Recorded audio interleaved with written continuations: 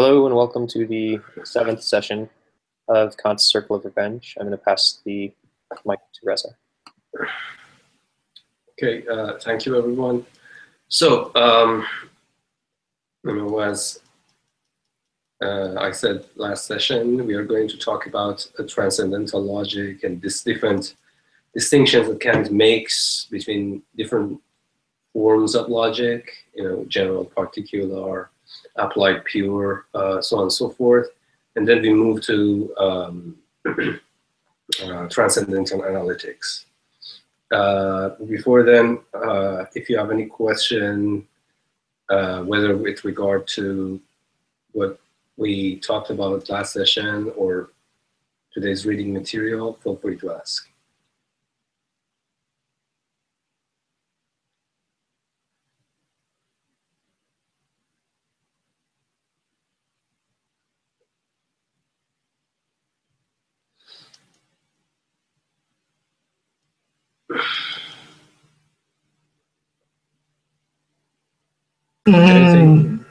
I don't think so. I asked a question last week on that. But. Oh, okay. Artem, Chagi, Maria, Stanley. Okay, I have a question about last week after seeing the recording. So when you were talking about like this sort of nested hierarchy of awarenesses, it seems like the building blocks are Nested hierarchy of faculties. Mm-hmm. Awareness is only awareness 1 and awareness 2. Oh, okay. So awareness of impressions. Would that be more? Awareness 1 is what you might call to be representations or impressions. Representation as rudimentary, pure, basically what you might call to be sensations as organized by space and time. Yeah. Forms of intuition. And the other one is what you might call to be awareness 2. Awareness 2 is essentially an act of judgment. Is awareness 2? It's like seeing as. Is it radically different from direct like impression? Because it seems to me that reproduction is the impression of impression. So the building blocks we have working with are just impressions and the direct sensory cause. Or is there something? Is reproduction radically different from impression? Okay, so impressions, reproduction, anticipations all belong to awareness 1 in their pure forms, okay? In their pure forms, they absolutely, all of them, whether impression or reproduction. And reproduction is simply an impression of an object when the object is no longer present. An anticipation is, obviously a kind of a what you call anticipatory model, whereby reproductions, impressions are brought into service of action of an intelligence or an organisms in the environment. So all of these three, what you might call to be de facto temporally ordered impressions, are part of awareness 1. Now, awareness 2 is not that it is a radically different. Yes, it's, in a sense it is radically different, but also it originates from these.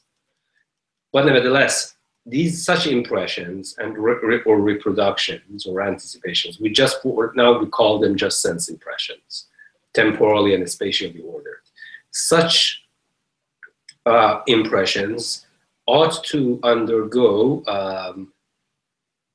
different levels of unities or levels of integration organized by our higher faculties in order to finally reach awareness 2. Awareness 2 is essentially a piece of judgment, is a perception. Perceptions, there is no perception as sense impression. All of our perceptions are perceptual judgments or takings, something as something else. So when we are saying this is a red book, we are dealing with subject predicate. We are talking about logical forms. We are talking about the concept of a book and the concept of a red, which stand in relation to other concepts, so on and so forth. In the sense that to arrive at a perceptual judgment, we should have a minimum requirement of how to know how to use and apply concepts. And concepts, the thing that makes them radically different from awareness one is that concepts are not perspectival. Concepts are not imagistic. Whereas at the level of awareness one, you remember that we see of an object, its surface and its color side. It's always a spatiotemporal forms of intuition or space and time as representation are on the level of awareness one are perspectival. It's only from the perspective of a subject, of a low-grade or rudimentary subject, that things appear as such and such, but only perspectively, pure perspectively. Concepts, on the other hand, are not perspectival, and that's but why is that they are not perspectival? Well, because they span over many concepts, and non-perspectively of them is really a token or an expression of them being objective. Objective in the sense that they are not reducible to a particular experience of a particular subject situated in a space and time.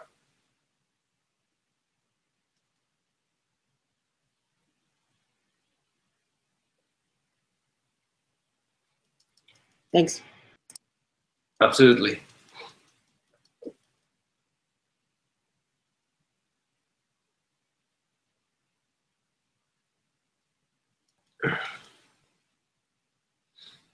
So understanding belongs to the subject.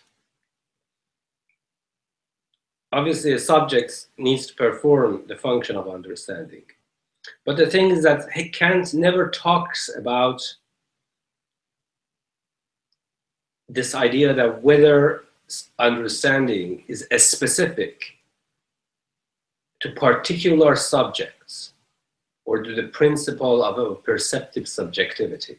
Two different things. A particular subject is always situated.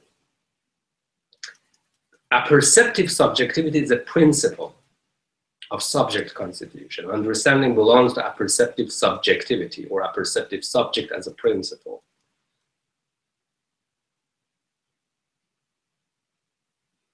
And as later Hegel shows, it is true and true intersubjective on that regard.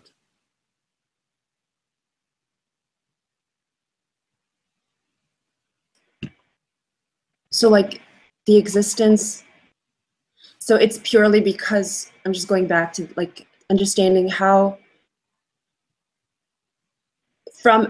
so future, like the future tense, a tense time is not generated through impressions. No. They are absolutely conceptual. They are purely logical constructs. They have been instantiated. They have been instantiated by certain rudimentary forms of a spatiotemporal representation at the level of awareness one. But for something to be instantiated in something rudimentary doesn't mean that it is simply the overextension of that rudimentary thing. They have something more, and that's the logical structure, which is absent at the level of that rudimentary awareness. Because you see, the whole idea that the tense of verbs have or endowed with de jure logical connections between them, between subject and predicate, so on and so forth.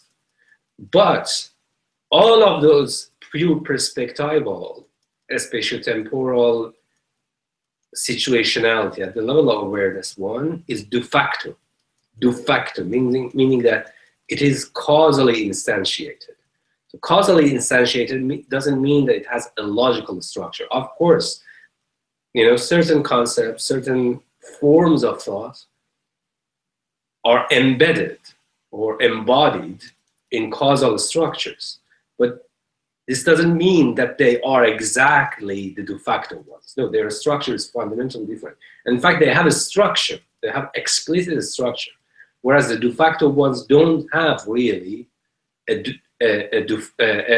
explicit structure. A structure is something that, as we talked about, structure is something that you can't have it unless you reach the level of understanding. Because if you say so, then there is such a thing as a structure beneath the level of understanding, then that would be just the myth of the given. A world already bestows or imparts its own structure on the receiver end, the subject that is receptive to being affected in such and such way by intervention of objects outside of it. So that would be the myth of the given. A structure is essentially function of understanding and reason. And tense verbs are structures explicitly, but the other ones, those impression, reproduction, anticipation, are not structured in a technical sense, philosophical sense. They have been organized by forms of intuition, but they don't have explicit structure, because a structure is something logical, it's conceptual. It's not something that you can find it at some rudimentary, fundamental level of how the subject interacts with the world. Because that brings us back to the whole idea of empiricism that Kant wants to diverge from. Just one more thing. So this idea of like a structure, but there are arguments made for there being like a structure within the world, embedded in the world. And if I'm to understand this correctly, like that's like a right-wing Sellarsian position. Not all of the right-wing Sellarsians say that, but yes, some do. But the whole idea is that, again, this comes back. They don't say that there is a structure in the world already. What they do is exactly what Sellars says, but the way that they interpret it is differently. So they say that norms are embodied in causes, or for example, such and such higher faculties are embedded or embodied by such and such lower physical, causal capacities.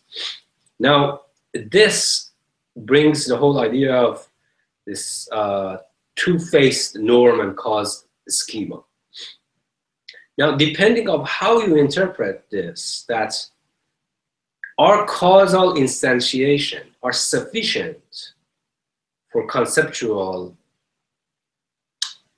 basically, activities, or not, leads to the Sellarsian right-wing versus left-wing Sellarsianism.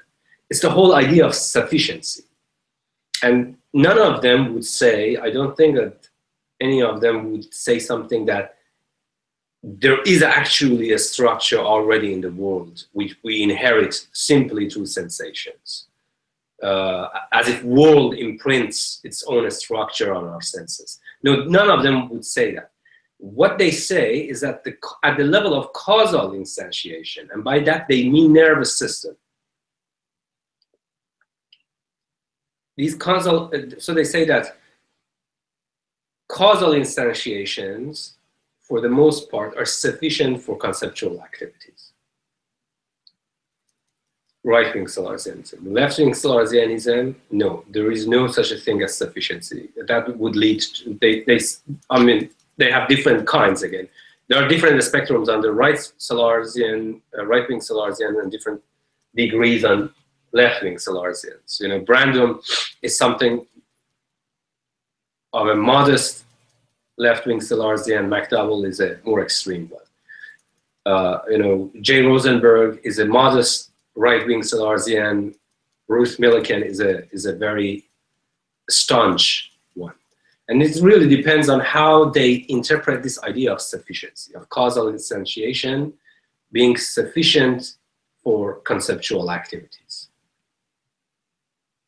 But I don't think that any of them would say something that the world, there is already a structure in the world, and the world simply transfers its structure to our senses through this form of causal interaction between the organism or the rudimentary subject and the world.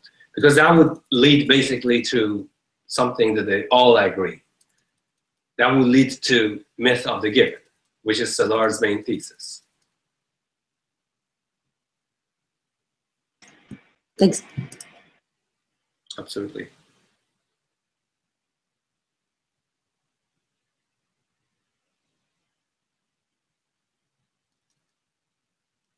Okay, so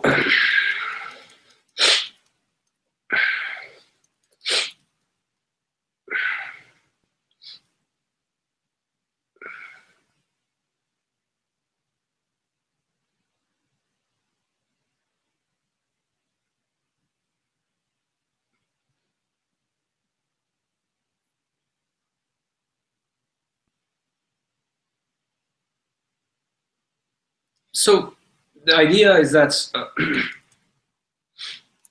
starting with this chapter on transcendental logic, Kant makes two key divisions corresponding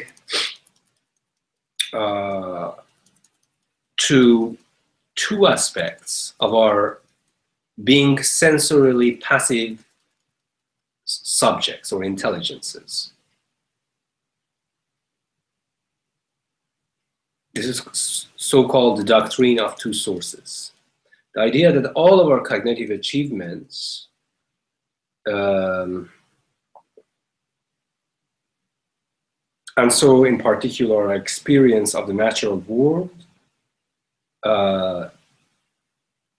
emerge from the conjoined exercise of two complementary faculties. The reception of representations, at this point, we can call them receptivity of impressions. So again, in order to avoid any further confusion, when I'm saying, when Kant, you have seen that Kant talks about in this chapter, talks about representation. Receptivity to representation. So it's not that, but also we talked about that these are not really representation, because if they were representations, then why the fuck we are doing critical philosophy in the first place? So the best way to think about them is just like that we put seeing one, seeing two, corresponding to awareness one, awareness two. You can think of representation one, representation two, and representation three. Now, even more confusing. So what Kant calls here representation is representation. Simply impressions. By impressions, I mean the whole idea of impressions, reproductions, anticipations. Sensory impressions in the most general sense. So these are representations. Then we have also representation one. So we have also representation two. What is representation two? Representation two is what you might call to be a particular representation of a particular item in the world. An image model.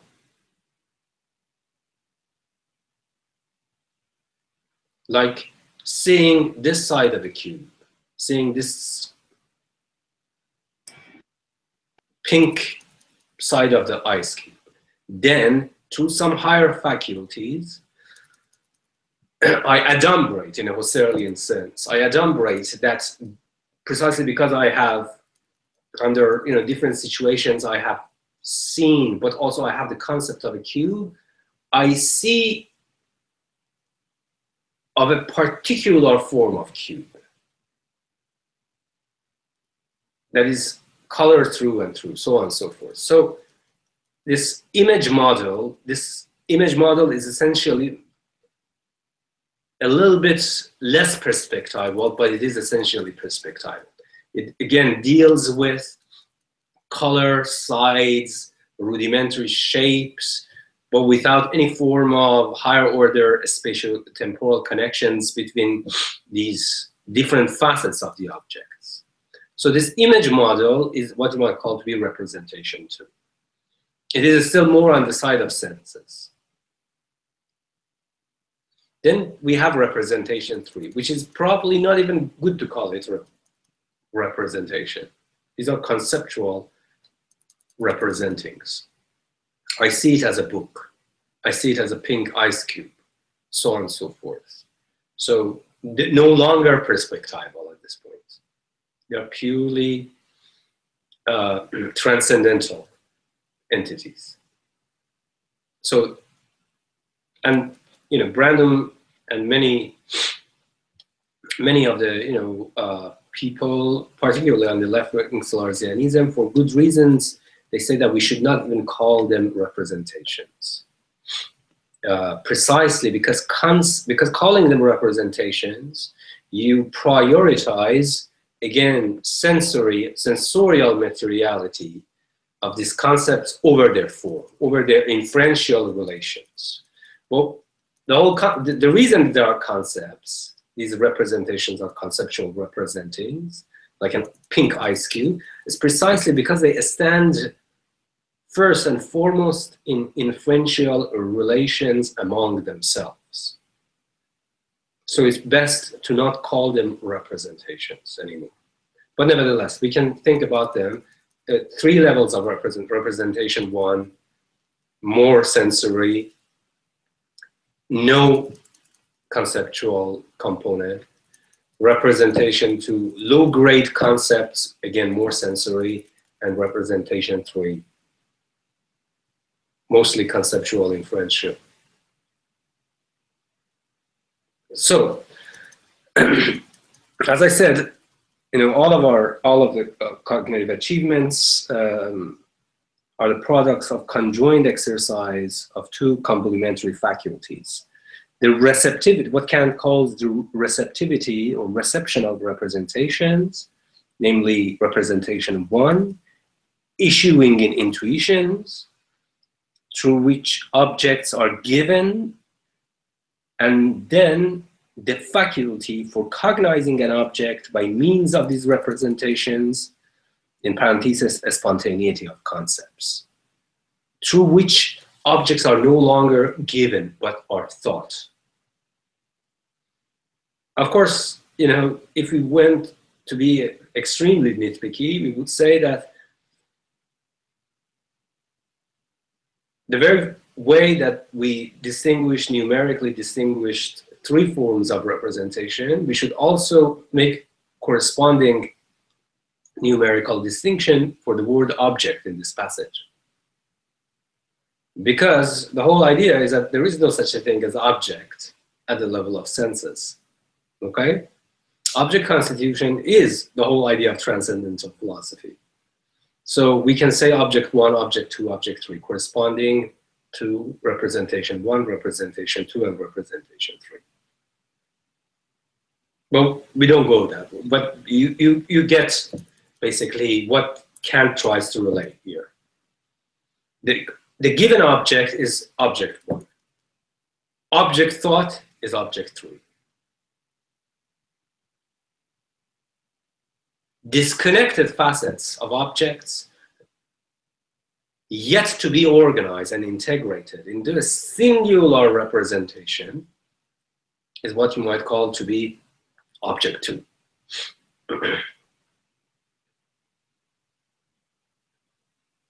Any questions? Any? I just want to. I found the given. Oops, sorry. Go ahead, Chagas. I was just going to say, just for clarification, object 1 would be an unrepresented representing. Representation 1.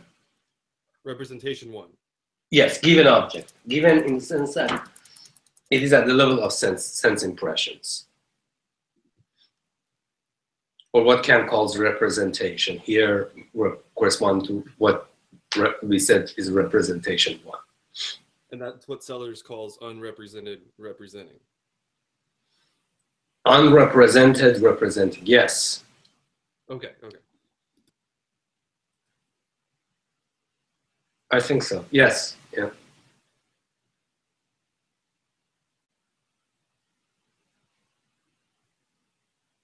But this representing has no form.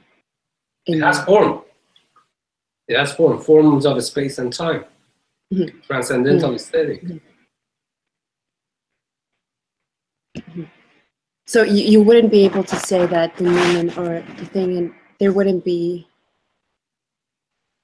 You could speculate about the form of the thing in itself that would be underneath this. No, you can't. No, you can't. In Kant, you can't do this. You see, object is not thing is in itself. Object is a Gegenstand. A Gegenstand is essentially a phenomenal constitution. It's of nominal nature. Mm-hmm.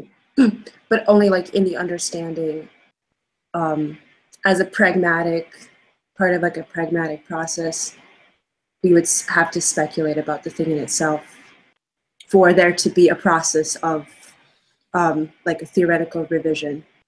Yeah, you see, two things. A speculation, if it means thinking thing in itself, yes.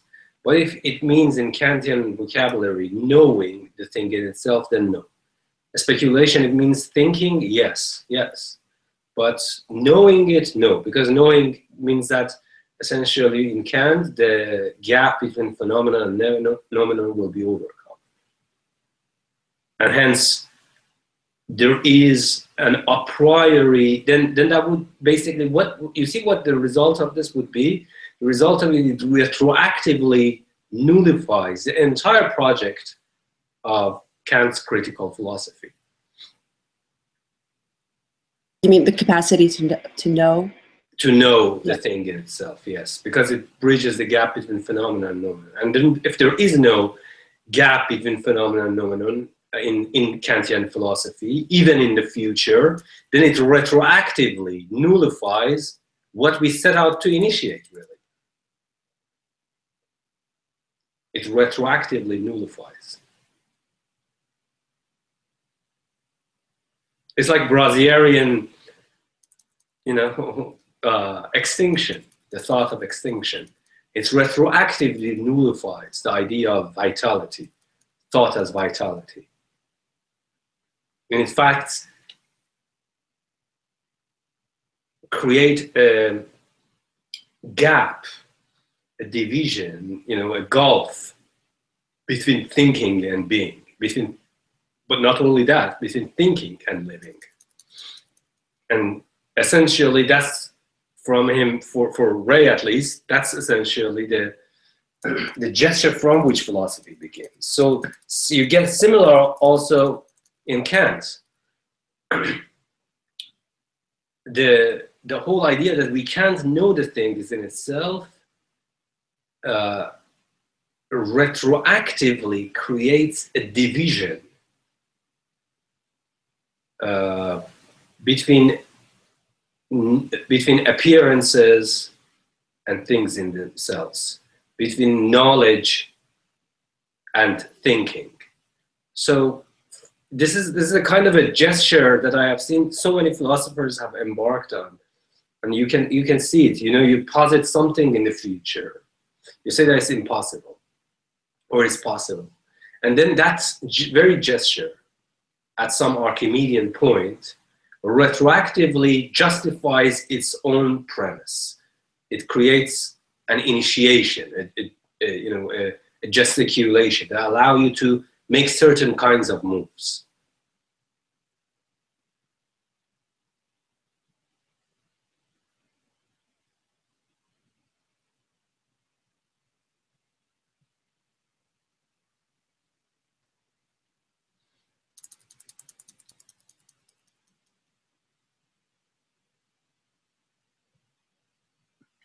Object one is proto-Gegenstand, yes, but nevertheless, Kant uses here the word Gegenstand.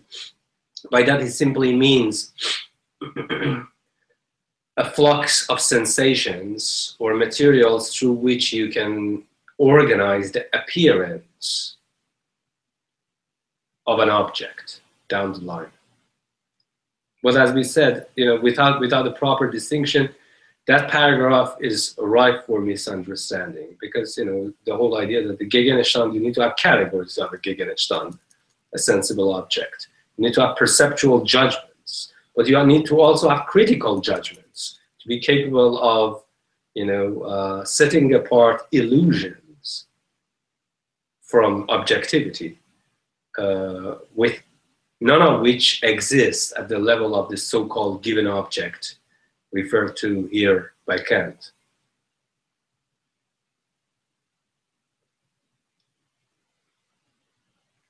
Yeah, this is giving me a huge headache. That aspect of Kant. You see, there is a reason that you know, analytic philosophers are great at making these subscripts. You see, continental philosophy, for the most part, is built and this idea of lumping as much as you can together in the most indiscriminatory way. One of the great things, one of the virtues of analytic philosophy is that you call, for example, talk about intuition. You know, there are so many different senses of intuition, even in Kant. You need to always numerically distinguish them, make it kind of analytic table of contents, what these things each mean, and then you go on doing these kinds of things. Of course, continental philosophy come up with these super ambitious thoughts precisely because for the majority, not always, I mean, I shouldn't reductively talk here, but nevertheless, you can see the traces of it quite rampant, that the very fact that they arrive at these fundamental speculative insights is because you have put together so much bullshit together in the first place. You didn't make the proper distinctions. Hence, you can overextend one conclusion to another.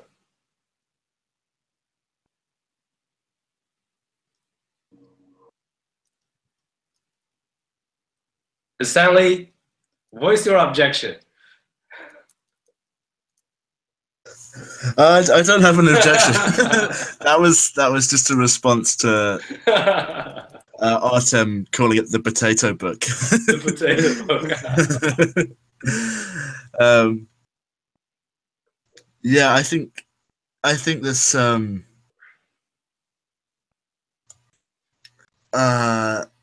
like the emphasis on how this whole like critical framework is constructed only retrospectively is for me the most useful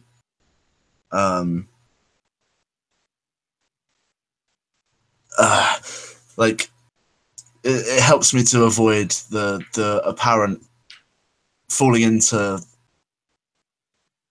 worrying about the problems of like how intuitions are given and this sort of thing. Yes. No. Yeah. Well, I mean, isn't it the whole idea that philosophy and science are essentially a species of their own history? In fact, they are the only things that they have history and not a nature. And it's only through their history, you know, engagement with their history, that only retrospectively you come to such and such. You are in fact justified to make such and such a statement, you know? And there is, as philosophy, I mean, the whole idea of critical philosophy, starting with Kant, needs to be understood as this moment where philosophy starts to take the idea of thinking in retrospection very seriously. Reason only retrospectively realizes conditions of its realization, or its power of knowing.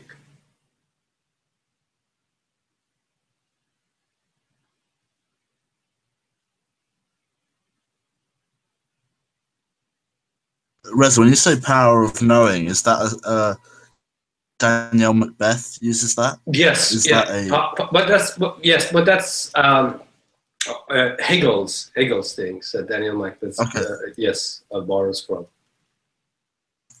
Yeah. So.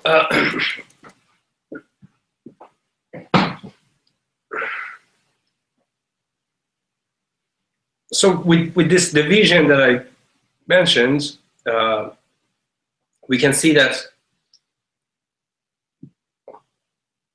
essentially a new hierarchy again, or new sets of divisions start to emerge once we look at the level. Once we start to think about our receptivity of ourselves at the level of receptivity to sensations. So as I said, you get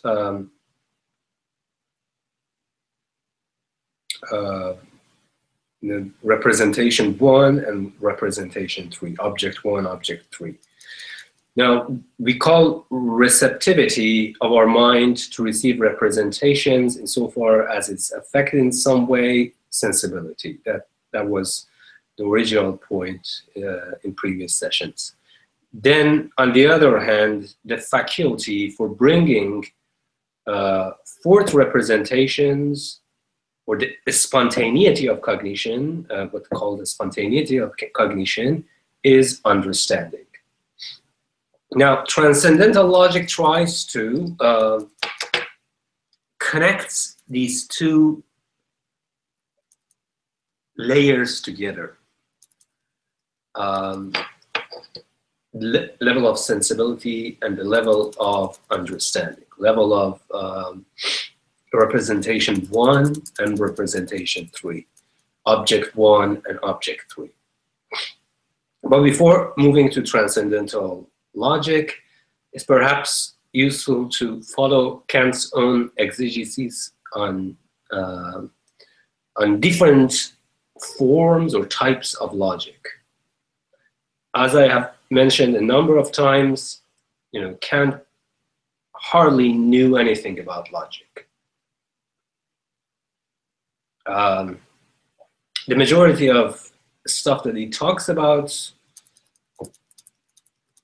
logic, particularly his ideas of, the difference between the whole idea that general formal logic can only be understood as an organon if it is putative or illusory, or the whole idea that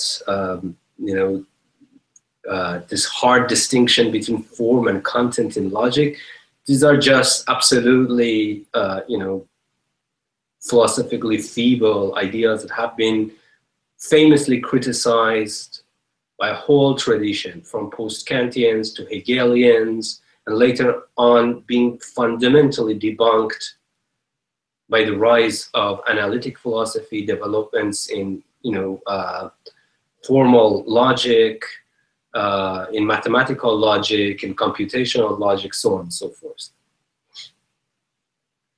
Nevertheless, so Kant tells us that logic can concern either the general use or particular use of understanding.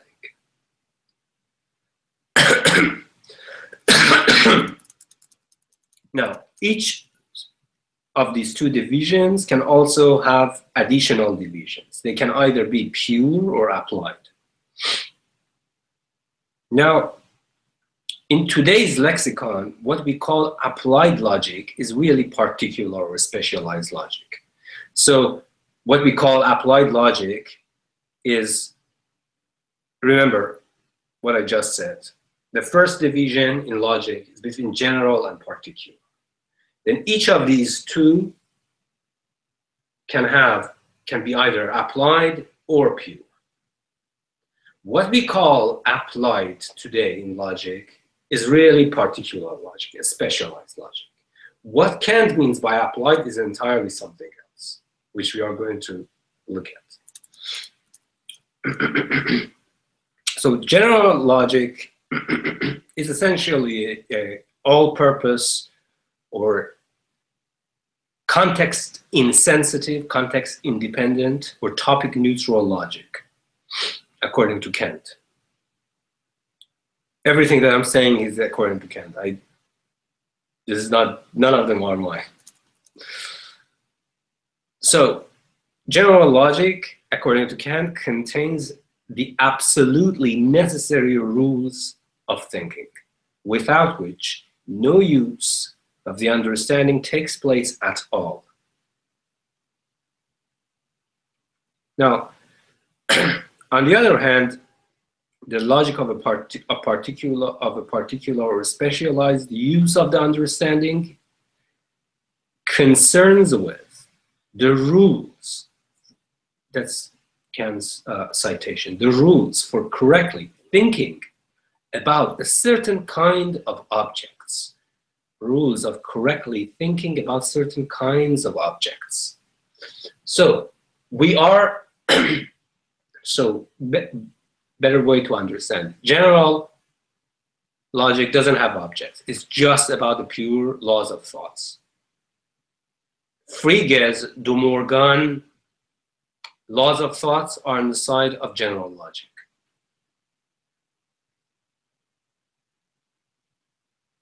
Now, a specialized logic is when you add two criteria to it. Object or material content,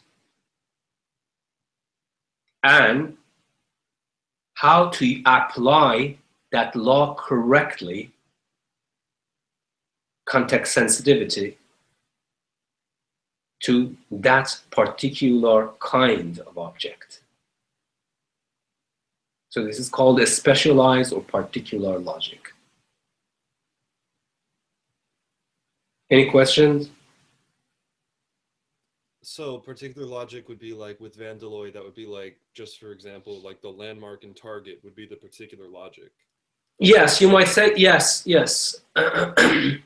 But I will, yes, but there you can even go more, and I will make some examples of how you can think even more broader categories of particular logic.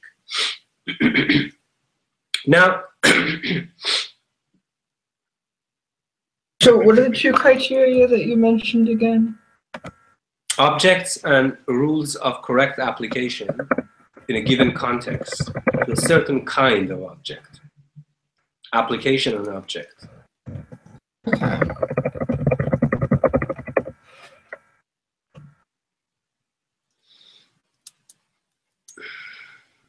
That does make sense. So,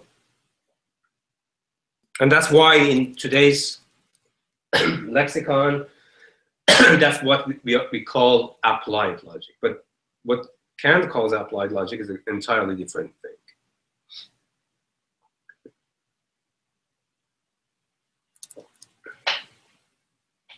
So,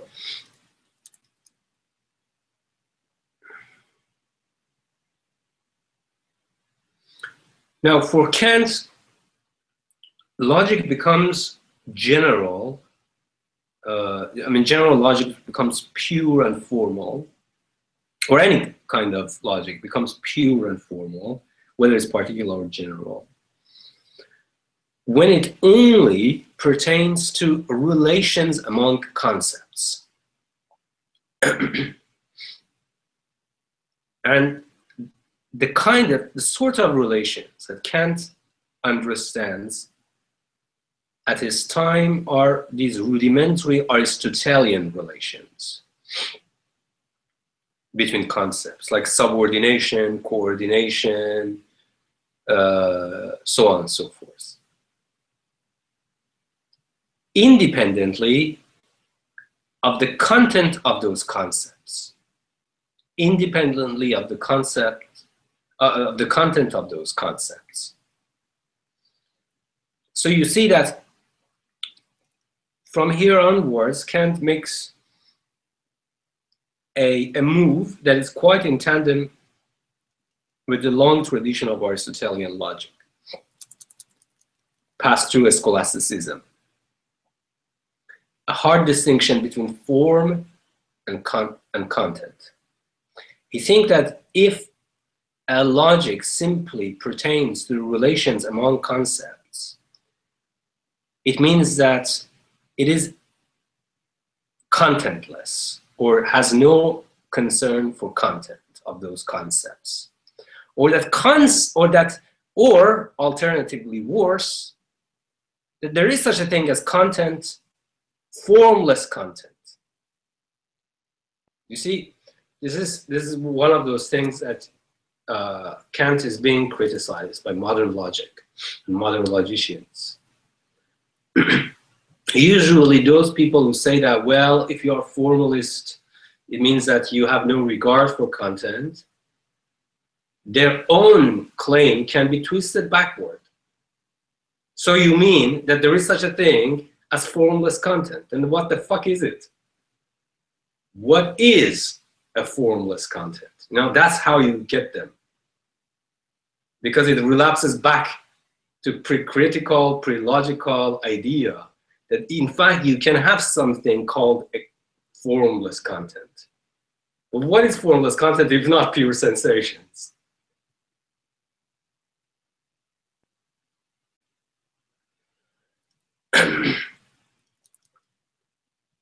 So, as I said, this kind of division that Kant reiterates in Critique of Pure Reason is essentially coming from a long tradition of Aristotelian logic that lies at the base of syllogistic logic, which for Kant is, the idea of pure general logic, laws of thought, absolutely disconcerted or disinterested in the content of those thoughts.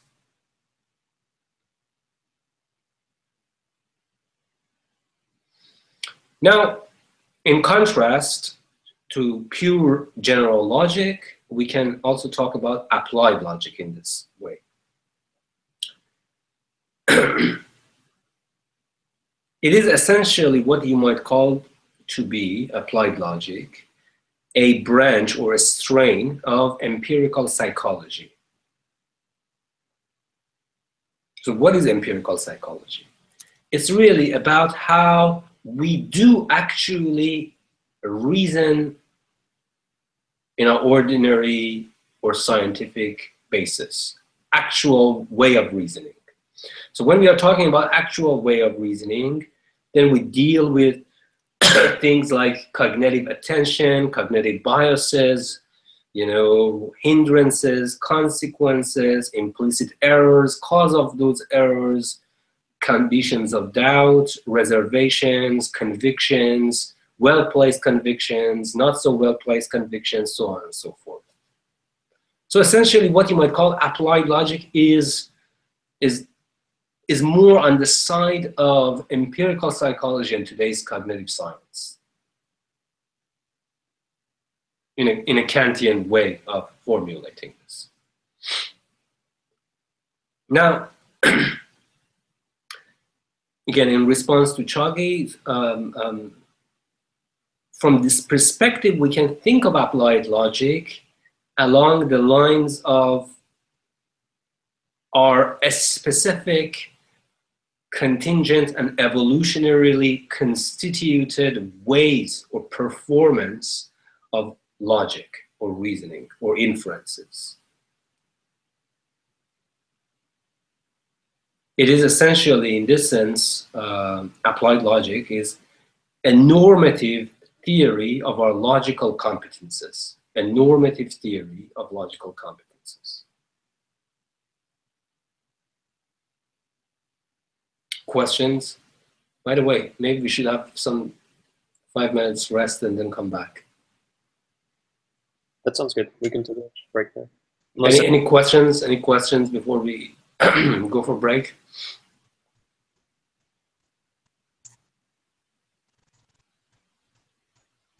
I think I've got some stuff kind of kicking around about Hegel's critique of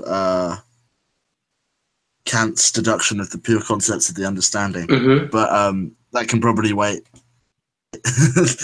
No, okay. Sorry.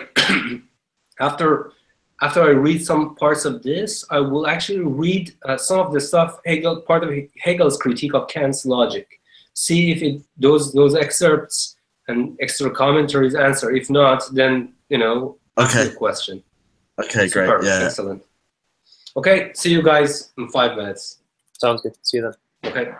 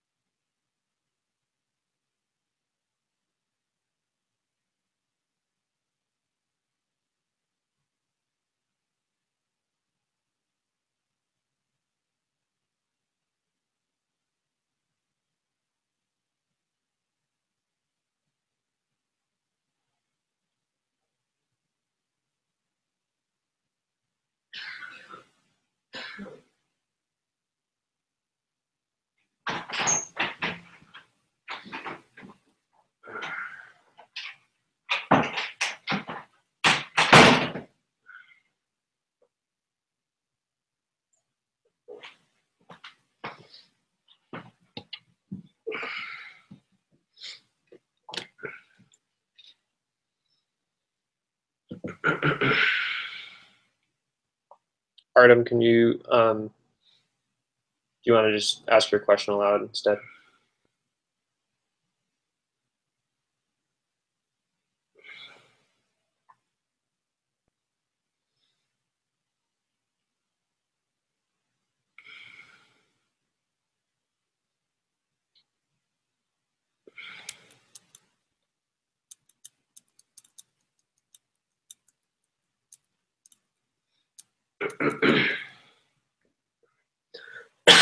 Sorry.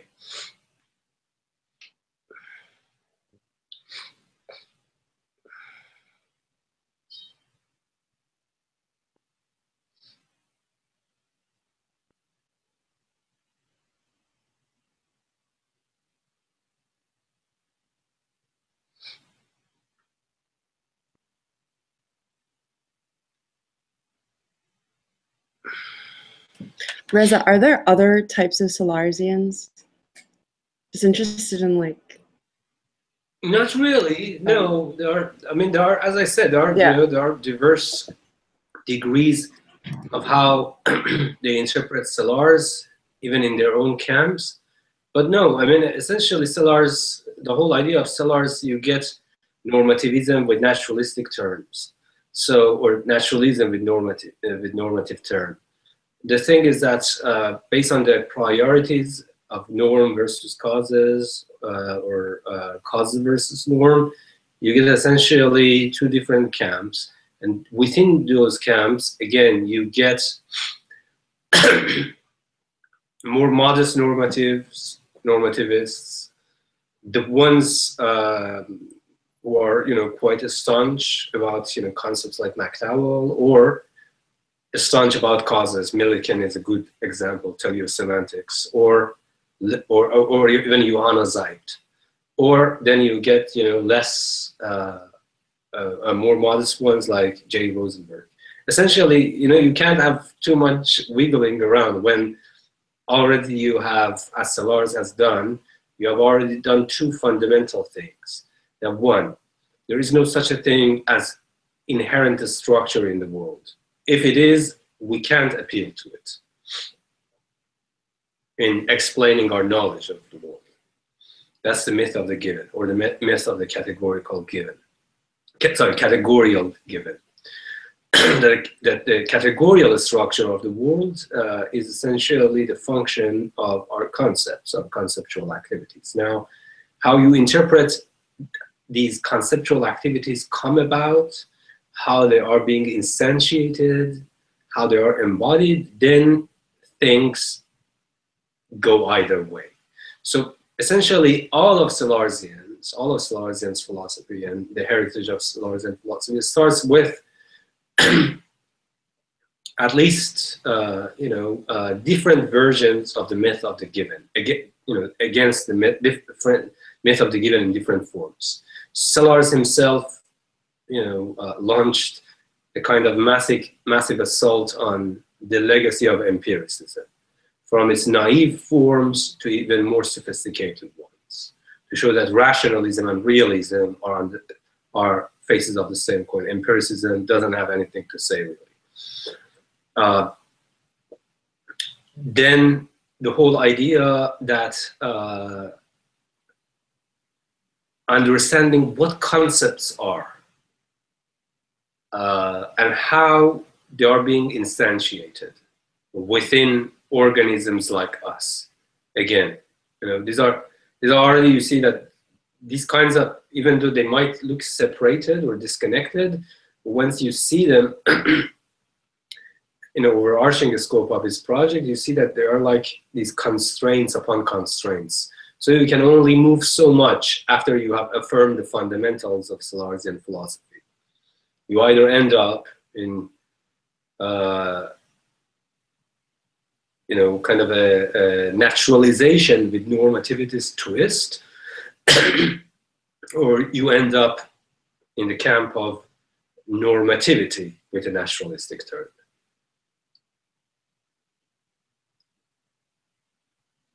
Both essentially can be traced back to Kant and Hegel with different accents, with different points of emphasis. You can say that the right-wing Sellarsians are more on the side of the Kantian interpretation of cognitive science, whereas the left-wing Sellarsians are more Hegelian. This is sort of like saying, it's like leaning more towards empiricism or leaning more towards rationalism within the critical project. One more time. Is it like saying leaning more towards rationalism within the critical project, or leaning more towards empiricism? Or no, they are essentially both of a rationalistic agenda. It's the idea that whether you think that reason should be understood as an ability or faculty, hence then you have to account for its evolutionary instantiation, or you would say that talking about evolution is essentially a metaphysical dogma, if not done in the proper way of prioritizing the forms of our reasoning, which are not in a Kantian way, distinguished from their content, move toward Hegel. Because for Hegel, there is no such a hard distinction between form and content, or concepts and reality. Reality is the concept. That's the whole idea, that the word das Begriff, the notion or Kantian concept with capital C, is different from Kant's idea of concepts as a conceptual entity over which faculties perform operations. The whole question of the formless content seems like it's the problem of a priori intuitions for Kant, but Kant might say, rather than it being the problem of formless content, Kant would say that a priori intuitions are the problem of contentless form. The givenness of space and time for it. Yes, definitely, yes. And then you see that actually a middle ground between these two is Husserl, really. Early works of Husserl, particularly that work that I mentioned, is a very, many of you wants to really look to this, and I really do think that transcendental logic might appear as simple, but the kind of moves that Kant makes in this very short section are extremely pivotal for his entire project.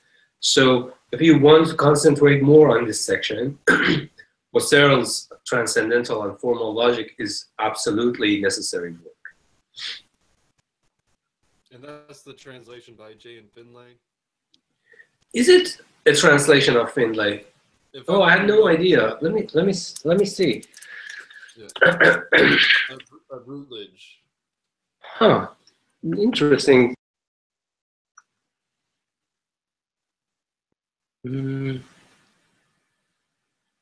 Oh, the one second. Sorry. No, the one that I have is Dorian Cairns, something like that. Dorion space Cairns.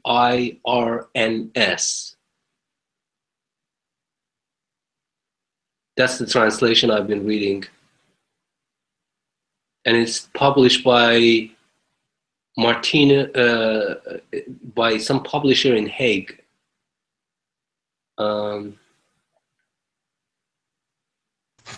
also have this one, yeah.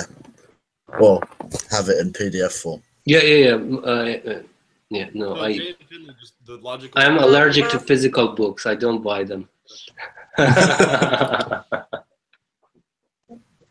They put me to sleep. Except when, like, there's no other alternative. No, there's no other alternative.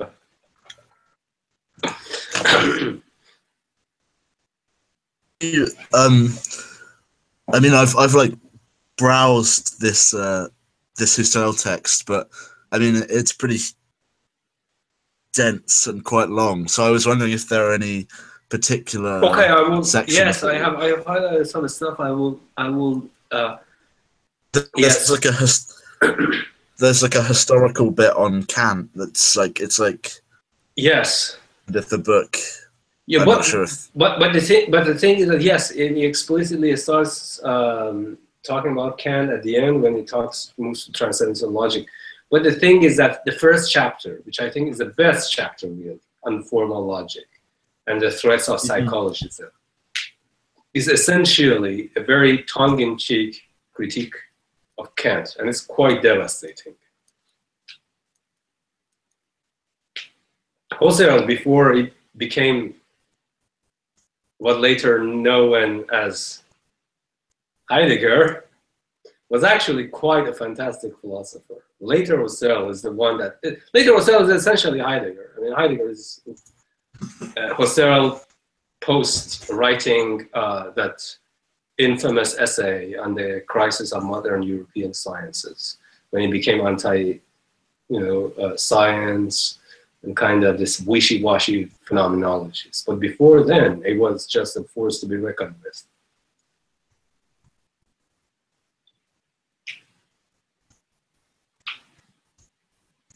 I was gonna ask. I mean, this is a slightly trivial question, maybe.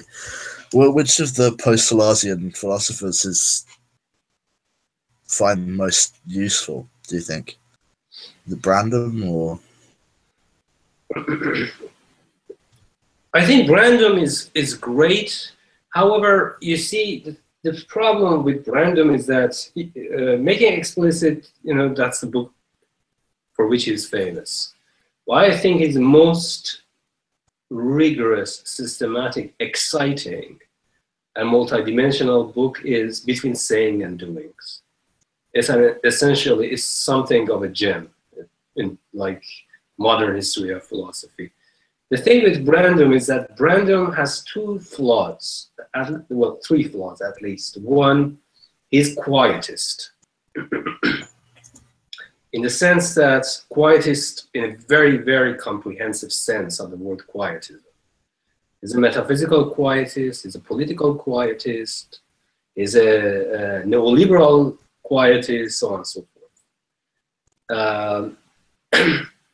Could you say something about Habermas here too, when you're at some point? Yes.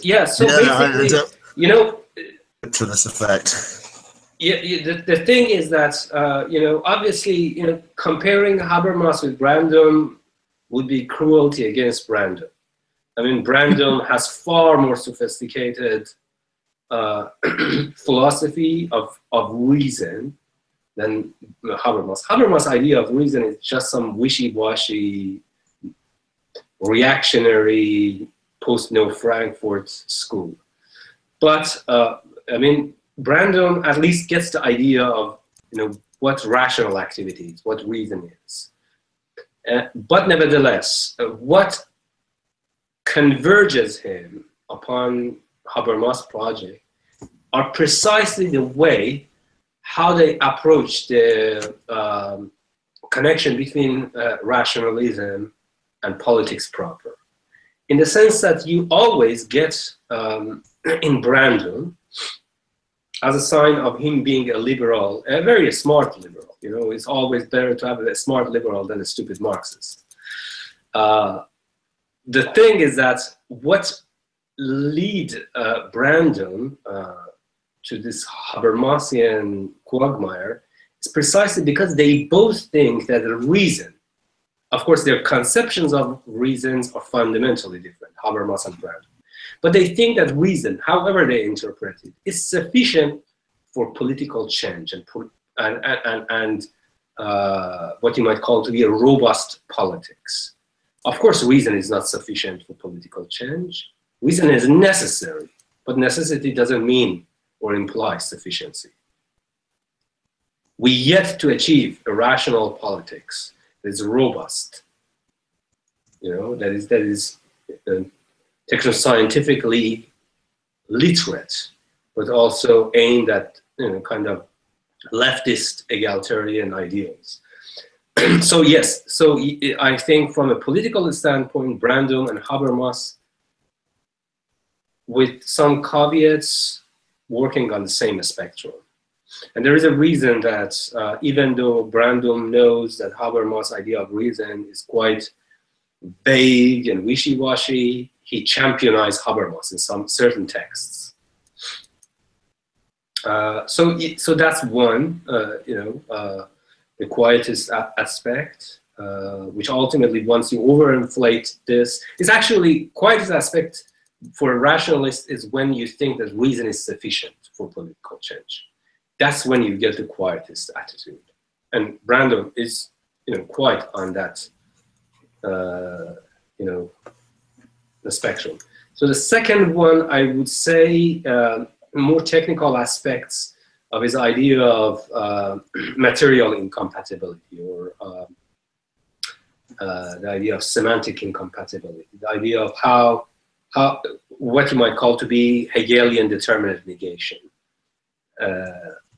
differentiating red from green, so on and so forth. The relation between concepts. I think that's another one that's technical. And the third one, which at least for me led to kind of divergence from this aspect of Brandom, is this idea of sociality of reason. which of course is connected, can be connected back to that very idea of quietist approach, the idea that reason is sufficient for political change. Insofar as reason is a social activity, hence it can also be implemented socially, with no question asked. Now, I think there is a massive amount of gerrymandering in this idea of sociality of reason that Brandon never really pays enough attention to. There is a difference between substantive sociality as a substantive domain, in the Marxist sense, and sociality as a formal condition. Reason only has sociality as a formal condition. The extent by which reason as a formally social activity is connected to material social or sociality as substantive domain is yet to be determined. It can neither be dismissed nor can be said that they are basically the same thing that Brandon does. So this brings back, so if you distinguish sociality of reason as a formal condition, as a substantive condition, then ultimately I think inevitably leads you to a different fundamental study of rational activities than Brandon's. It's still in line with Brandon, but I think goes a little bit more in depth, in the sense that then it is perhaps, we can't talk about language as a medium of social communication for rational activity anymore. Or we can point to more fundamental processes, fundamental logical computational processes that are entangled within the structure of all languages, whether natural languages or formal languages. And that's, again, that then again becomes a very technical critique of Brandon. But I think these three, I would say, are the kind of Achilles heel of Brandonian philosophy. But among all of the post-Sellarsian, I think Brandon and Rosenberg, modest left-wing and modest right-wing, are the most brilliant readers of Sellars, and the people who built on him quite in surprising ways. What would you see as being the who or what presents an alternative to this what you previously called inflated idea of intersubjectivity that Brandon and on some readings Hegel have, like properly social intersubjectivity as a condition of reason as opposed to merely formal? Who do you think presents the merely formal aspect? I don't think any philosopher at this point. You know okay. why? There is a reason for it. Of course, the substantive dimension is really the what you might call to be the domain par excellence of Marxist politics, of Marxist thinkers, right? But the thing is that with traditional Marxist thinkers and dialectical materialism is that the whole idea that they want to only have a substantive dimension, and they don't believe that there is such a thing as a formal condition of sociality, of reason, which lead them to these, basically what you might call to be critical theory, ultimately. People like Jameson, who think that reason is something pathological, who think that reason, everything that basically all forms of rational activities are subsumed by the mode of capitalist relation, capitalist production that have already encroached upon substantive social relations.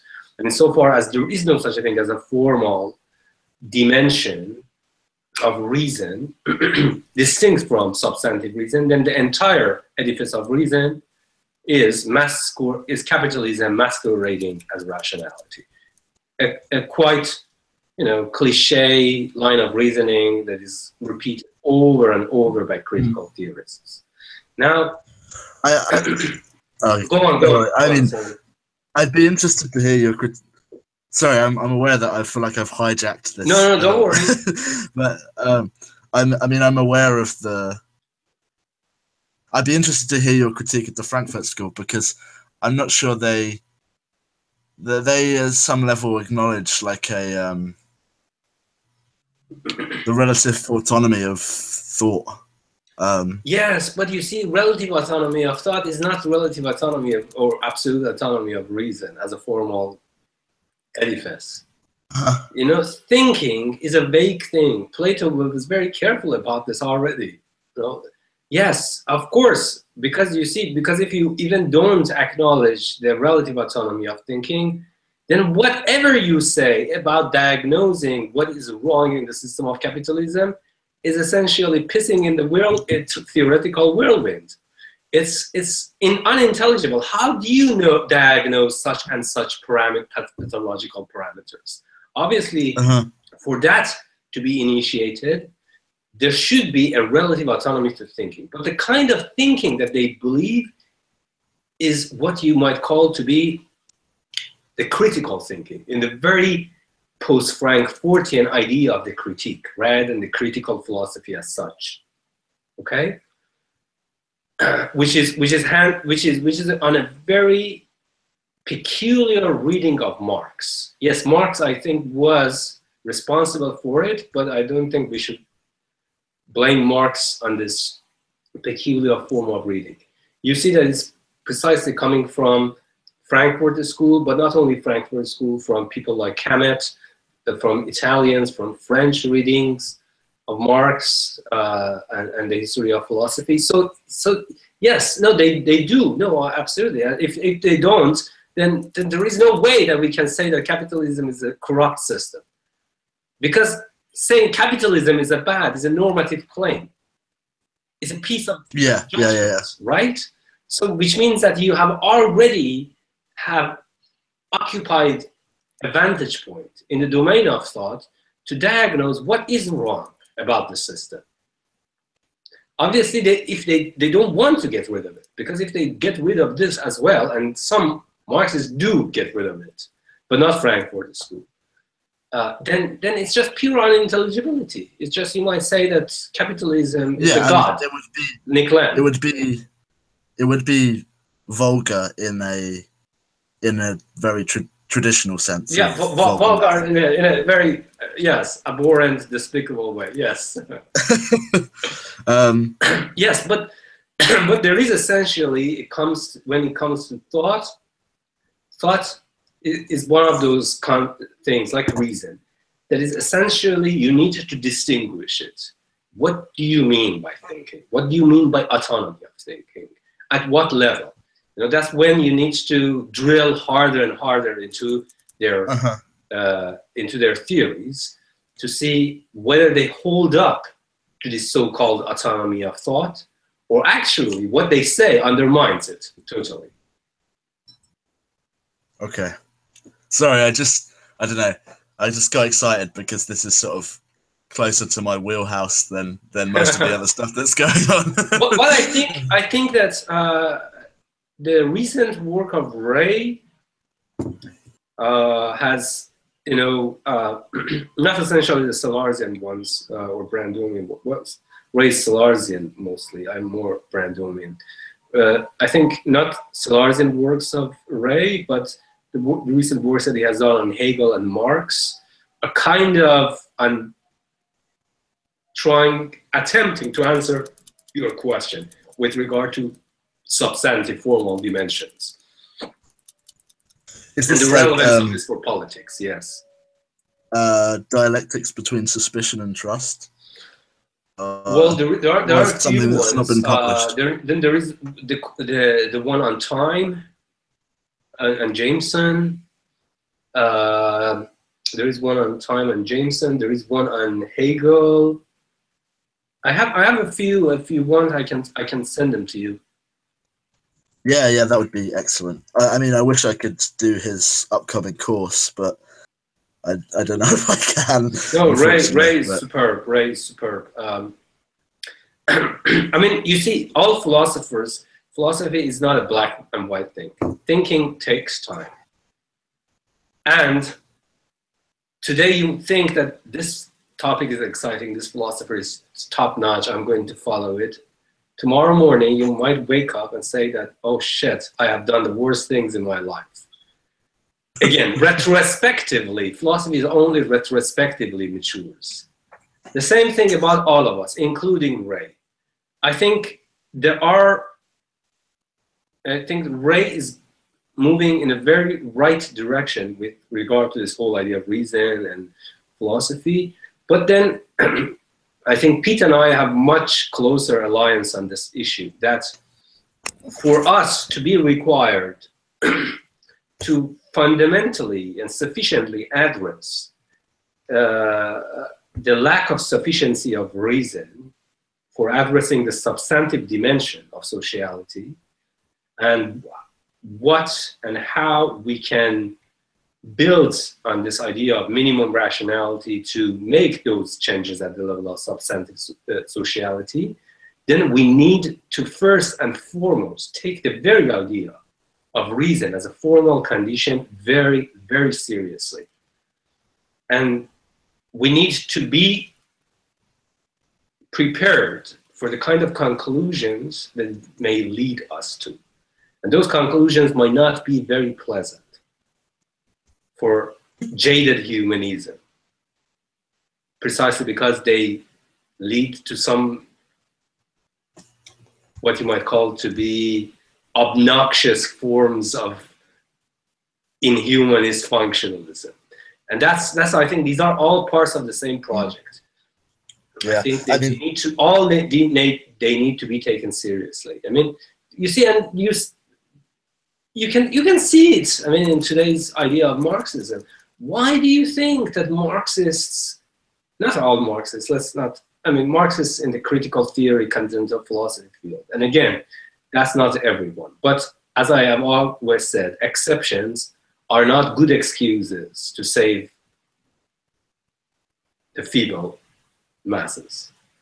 You know, exceptions are always human shields to protect the stupidity. But we are philosophers. We need to penetrate the shield. So why do you think that Marxists today, with caveats and exceptions, are so basically against this idea of computation, algorithm, formalism, and mathematics, I don't know, science, scientific enterprise, technoscience, so on and so forth? Yes, of course they have capitalist application, but so what? If you can't really distinguish application from the idea and also distinguish different levels of application, then they are not in the business of the critique. The very fact that, obviously human history is going massive amount of change. And if you are really not paying attention to these vectors of change, then you are not by any means historically conscious, because historical consciousness, which is the tenet of Marxism, comes with attention, full attention to what is going on, and familiarity, scientific familiarity with the topics of your age, of your epoch.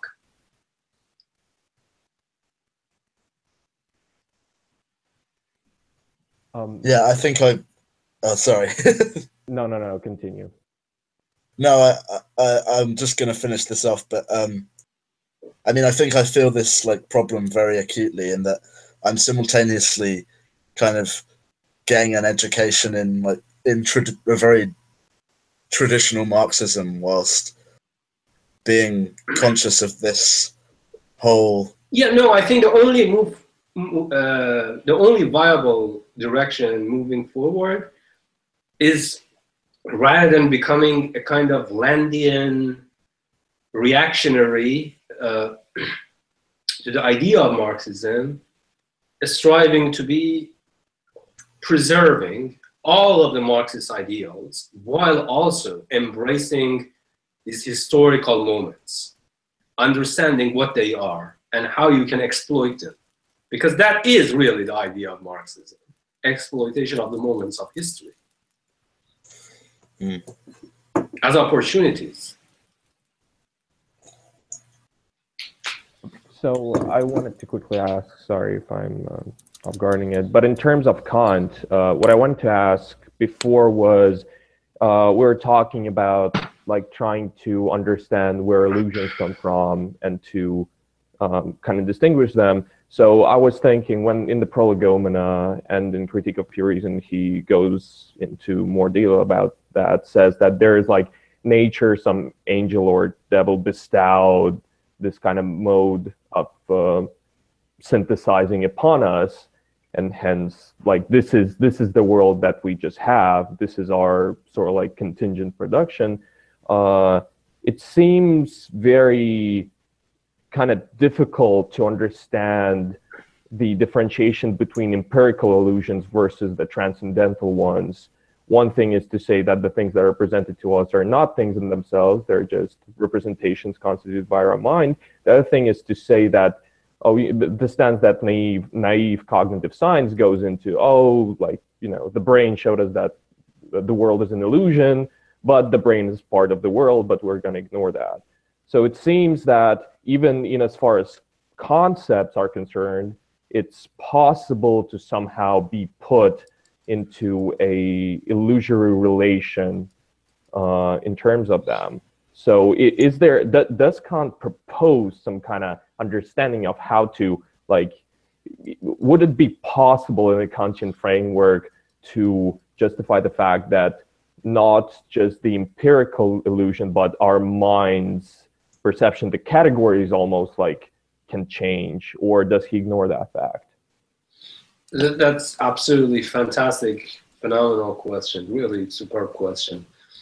Yes, I completely understand. I think, so Kant, I have mentioned this in different way a couple of times, that yes, that's the reason that Kant is at the same time a very radical philosopher and a very conservative philosopher. Kant, so let's say that, you know, the way that we think about the world are ultimately the product of our contingent constitution, right? And then we shouldn't think about other kinds of beings or worlds that might fall outside of our contingent cognition, contingently constituted cognition. Now, it is conservative thesis, and it's also a radical thesis. Why? It's a radical thesis precisely because if it is taken in modest doses, small doses, it is absolutely true. We can't just go and talk about this super intelligence, this connected post-human, as David Rödl calls it, and speculate about it. That's just negative theology. That's the dogmatic metaphysics. That's reverting back to a square one where we came from. So in a small doses is a radical one, precisely because it's in tandem with the gesture of the transcendental turn or critical philosophy. But there is a sinister thing here. And again, this also needs to be taken very, very carefully. In fact, more carefully than the first one. Once we say that we have such and such contingent constitution, we are the creatures of this particular world, then it means that the very faculties, the very way that we take our universal laws of thoughts to be, might in fact be in one way or another, if not the byproducts, but at least somehow contaminated by our own contingent history. What is the conclusion of this?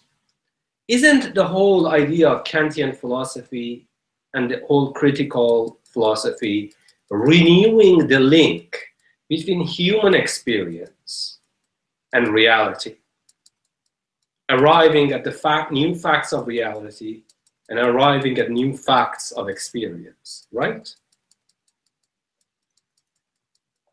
Renewing your link with reality, going beyond what appears to be the perennial gesture of philosophy. But even if our representations, our conceptual systems, our so-called universal laws of thoughts are somewhat contaminated by our contingent history, by our contingent constitution, then it means that we are imprisoned within an a priori limited scope of access to reality, the limit of which has been prescribed in advance by our own contingent history. So how can we really break apart from this circle, of this vicious circle? Because it is a vicious circle. And I think that's Kant doesn't want to deal with this question. Kant doesn't, and that's when you get the conservative Kant. Now, the idea is that this is something that I have been thinking on, and my answer to it is not going by any means convincing, plausible, or even satisfactory, but I'm simply briefly reiterating what at this very moment I think. And because really, this is exactly what I basically is this focus of my thinking right now. So there are different kinds of ways to address these problems. Embracing the radical Kant, but also embracing the conservative Kant. One, the idea that the way that we talk about the world is not by way of our ordinary talks. Arriving at new facts of reality is not essentially derived from how we ordinarily think and talk about the world. It is a product of theory construction, specifically scientific theories. Scientific theories are not overextension of our ordinary talks about things and world, insofar as they are not overextension of our natural languages, of our ordinary representation of systems. So there is a level that we need to look into the construction, the paradigm of construction of scientific theories. See how they are constructed, what exactly their structure, and what their dynamic is. Scientific theories are made by languages, just like all forms of thoughts, all forms of cognition about the world. But they are not just made of any form of language. They are not made of ordinary natural languages. They are made of formal languages. They have a systematicity, and that systematicity also needs to be addressed. So when we are arriving at a new fact about our own experience or the world in which we inhabit, we only arrive it by way of a systematicity which we call scientific theories. It is not as if we arrive at this fact by making one statement, by one claim. No, by way of a theory. And what is really a theory? A theory is what you might call to be a triple, a well-ordered set of at least three components: a structure, denoted by letter S, language and logoi, or ratiocinating activities, denoted by the letter L, and universe of data provided not by the world but by ratiocinating activities, namely L, which we call U as universe of discourse, universe of data.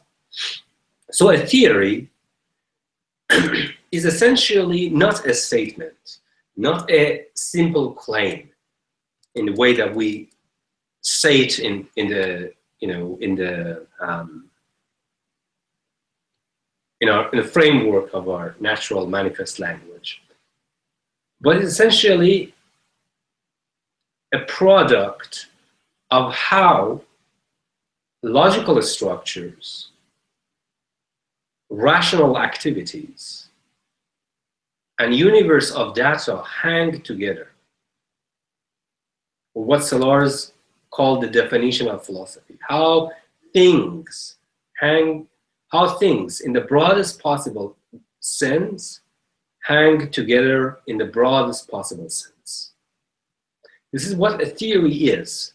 So in theory, you have the opportunity to mitigate those illusions and cognitive biases, precisely because it's a matter of relations, how things hang together in a systematic way that you can see that there are in fact illusions, that there are in fact biases. Whereas when I simply say that, well, this is just a bent object inside a glass of water, that's a statement. Of course, that's right with cognitive bias.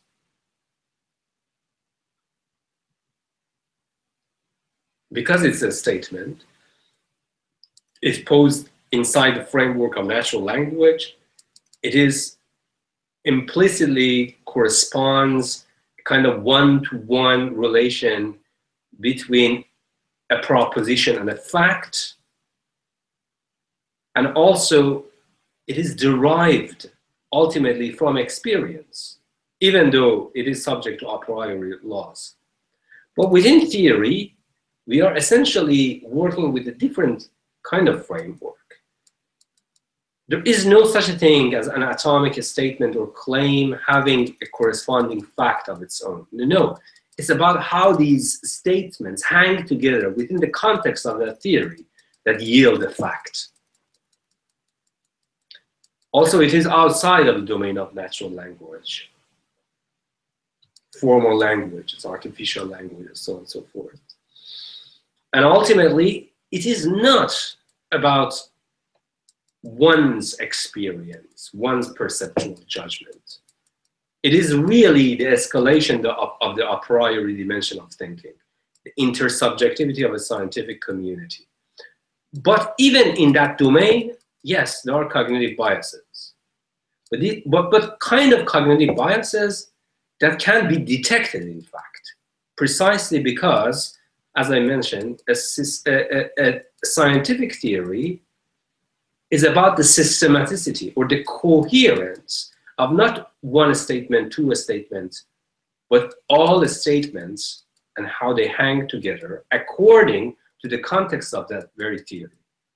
And of course, everything needs to have, data needs to be supported, mathematical sciences needs to structure that data. So there is a different level of complexity. But yes, at that level, of course, we have also cognitive biases. A good scientist who pointed out to one of the most fundamental biases at the level of scientific theories was Boltzmann in his lectures in gas theories, the last section. But the very fact that they realized that there is a bias was through the idea of, via the medium of scientific theory rather than natural language. So this is I think it's not a matter of black and white things. It's the idea that one, yes, scientific theories are very different from the kind of ordinary cognitive biases to which all of us in one way or another are bound. They have also their own cognitive biases, but the kind of cognitive biases that can be revised, that can be in fact detected over time. Insofar as... A little bit about Joseph Fink's interpretation of Boltzmann. I watched those lectures and I was just wondering what your take was on that, if it fits into what you're saying. So the whole idea that Boltzmann very briefly thought that, so Boltzmann is famous for making one of the greatest contributions to the history of modern physics, bridging the gap between a statistical account of entropy and thermal entropy. So why is that this is important outside of physics? Well, because at the end of the day, it is the idea of bridging macroscopic behaviors or macroscopic universe of physics with observable, experienceable world of physics. What you call the macroscopic universe of physics. Bridging the gap between that which cannot be observed and that which can be observed and is observable. The idea is that entropy, the second law, has different interpretations. Second law usually in canonical school texts are understood as the idea of positive production of entropy across the arrow of time. That as the time moves from past to the future, so does entropy. But there is also a different interpretation of second law of thermodynamics. I don't want to go to that point. So Boltzmann's idea was that, okay, so at the level of macroscopic physics, namely observable, experienceable, subjectively experienceable phenomena, appearances, it appears that the universe moves toward positive production or increase of entropy along the arrow of time. The time is asymmetric, moving from past to the future. But then, according to the microscopic principle of physics, this macroscopic experience of phenomena seems to be paradoxical. Why? Because at the level of mechanical laws of physics, there is no such a thing as time asymmetry. There is no such a thing as irreversible phenomena.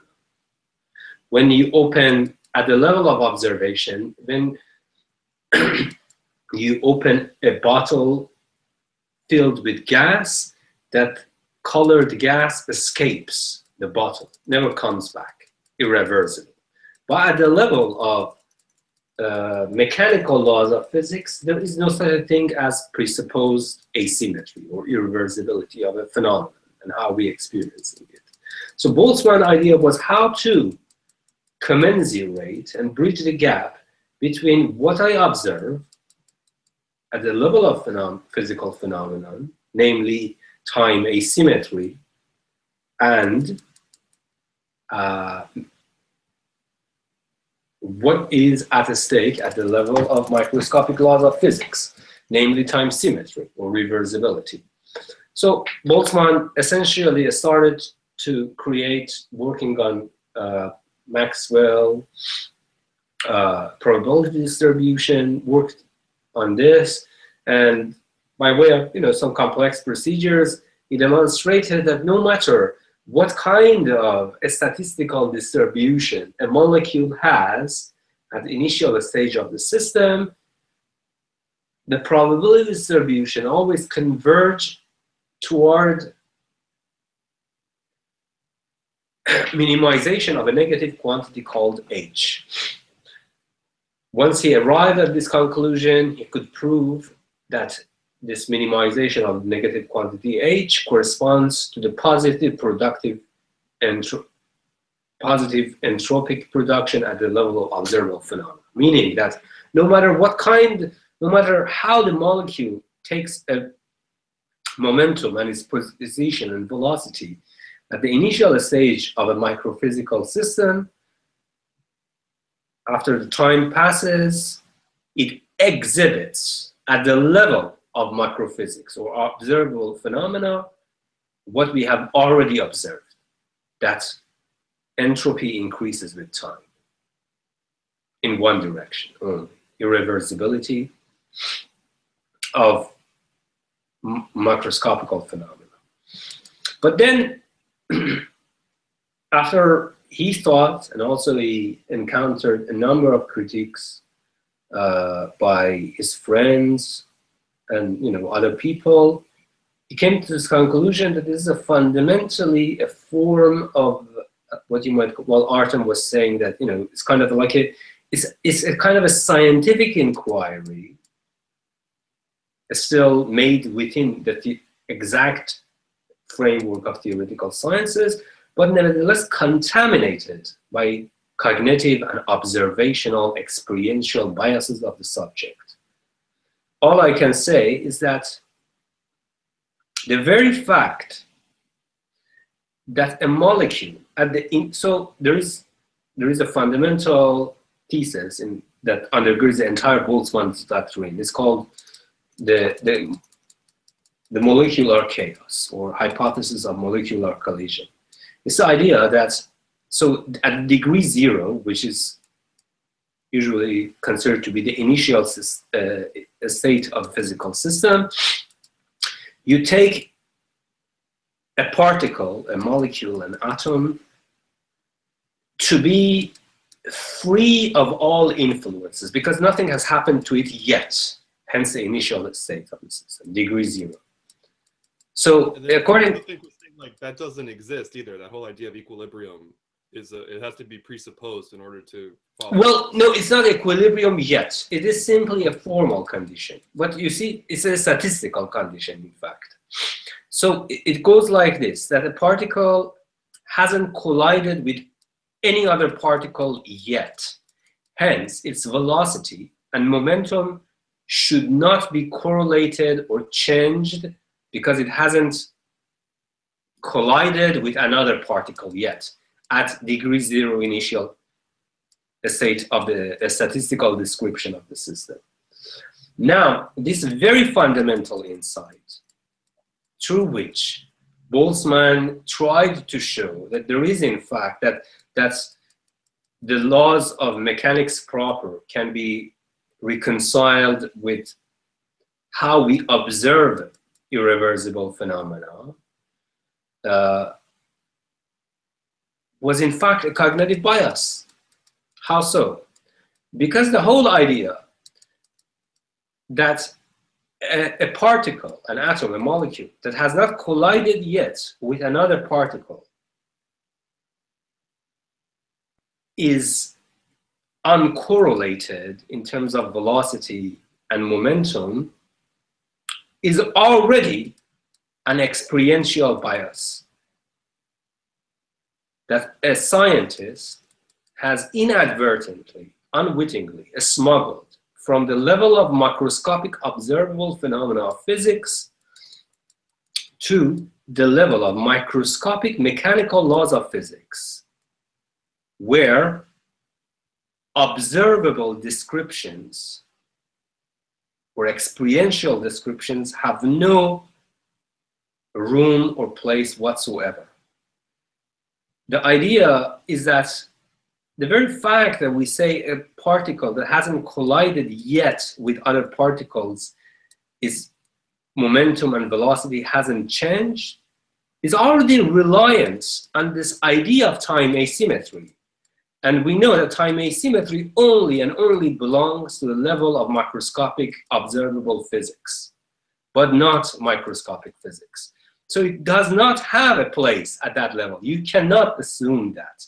And Boltzmann's idea was that change the arrow of time from future to the past instead of past and future. And then you see, according to that, and if you were trying to conclude the same thing, you see that even if the particle has not collided yet with other particles, in fact, its velocity and momentum can be changed.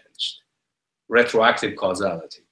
So this is the whole thing, that even if when we say that at the level of theoretical scientific constructions we are less disposed to these kinds of experiential cognitive biases, but nevertheless we do mistakes, and scientists, but nevertheless we can for the most part, again, no a priori limit on the extent of which we can detect these. We can, and that's basically what I said.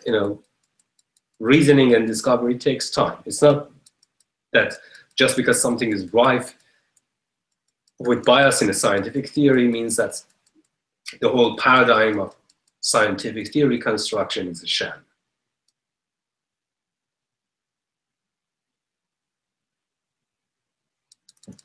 And then that has huge implications because it violates the second law of thermodynamics, and then that sort of just like causes like collateral problems just throughout science. Yes, I mean that's why the revolution initiated by Boltzmann is likened to a time bomb, the fallout of which science has not witnessed yet.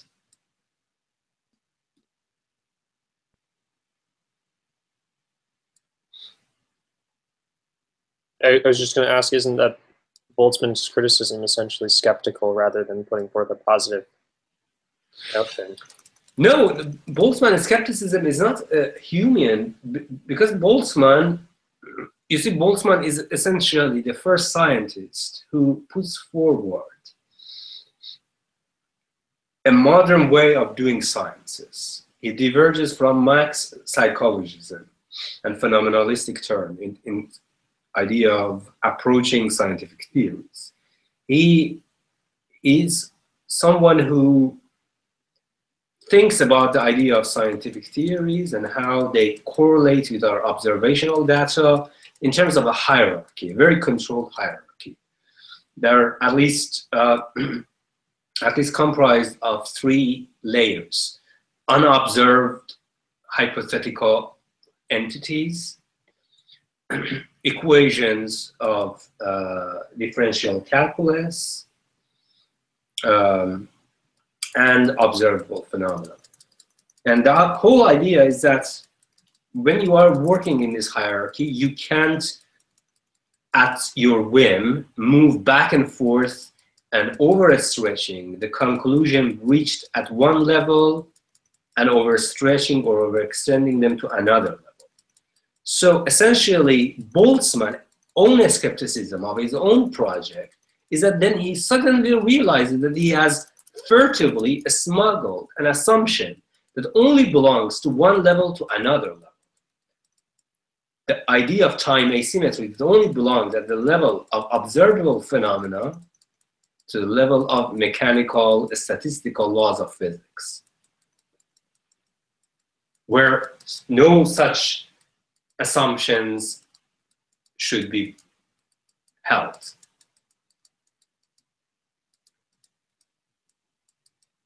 And you don't see that as a restating of Hume's induction problem?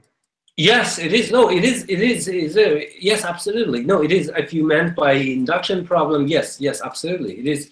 So Hume, yes, Boltzmann is essentially radicalization of Hume's induction problem in physics. Yeah.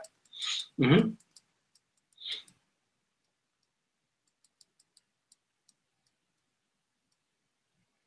Could we perhaps return to the transcendental logic? Yes. I just want to get to the threefold synthesis at the very before the course ends. Okay. In order for me to, so we are 2010. How about moving like 40 minutes and then we go on with our life? Let me, okay, in order to that, I need to have some fuels. Let me just 1 second, give me a 1 minute break and I will come back. Okay, sure.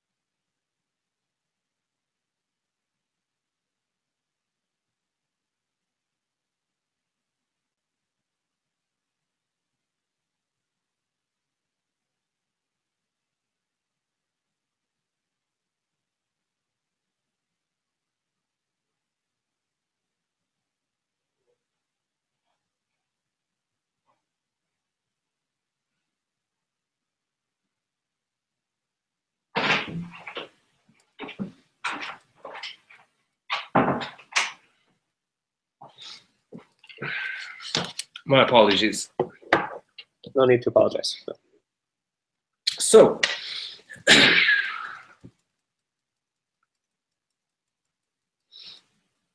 So again, back to the idea that the way that Kant understands this is that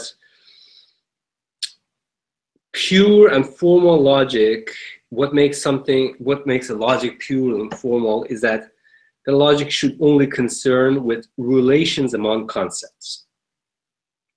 As I mentioned, subordination, coordination in Aristotelian framework. And in contrast, applied logic is about the way we actually do embark on reasoning. So transcendental logic. So in a sense, pure general logic, as Kant would say in citation from Kant, abstracts from all content of cognition, that is, from any relation of it to the object, and considers only the logical form in relation of cognitions to one another, i.e., the form of thinking in general. Now, transcendental logic, in this sense, precisely because of the synthetic a priori thing that is the whole thesis of Critique of Pure Reason, is not on the side of pure general logic. Transcendental logic is what you might say is a species of pure, specialized, or particular logic.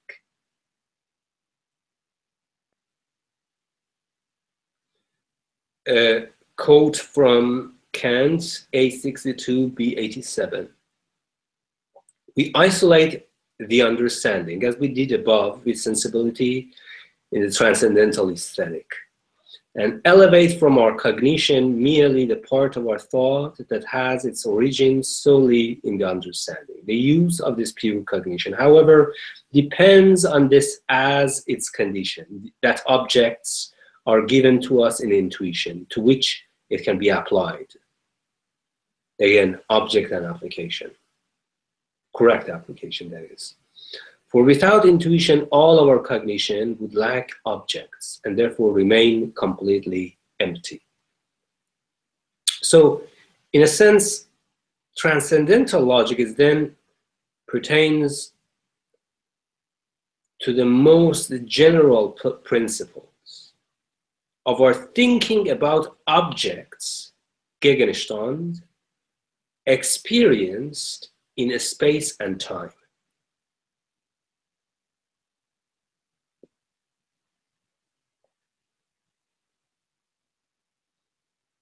Kant thinks just as there are a priori constraints on humanly possible intuitions of objects, that is, we can only experience particular items in the world as spatio-temporally located, there are also a priori constraints on humanly possible conceptions of experienced objects. What does that mean? It means that we necessarily represent such objects as causally interactive substances.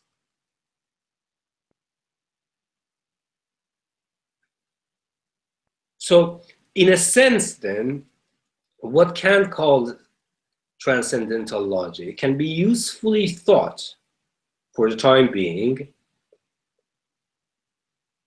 as a logical extension of the project of metaphysics or logical tradition of metaphysics.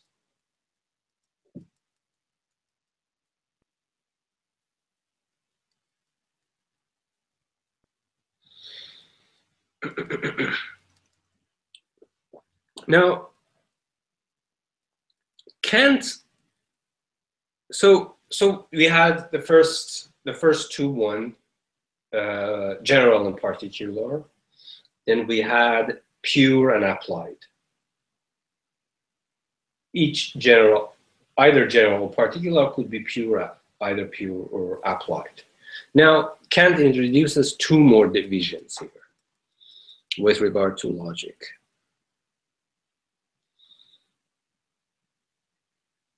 So when it comes to a logical theory, it can be either analytic or it can be dialectical.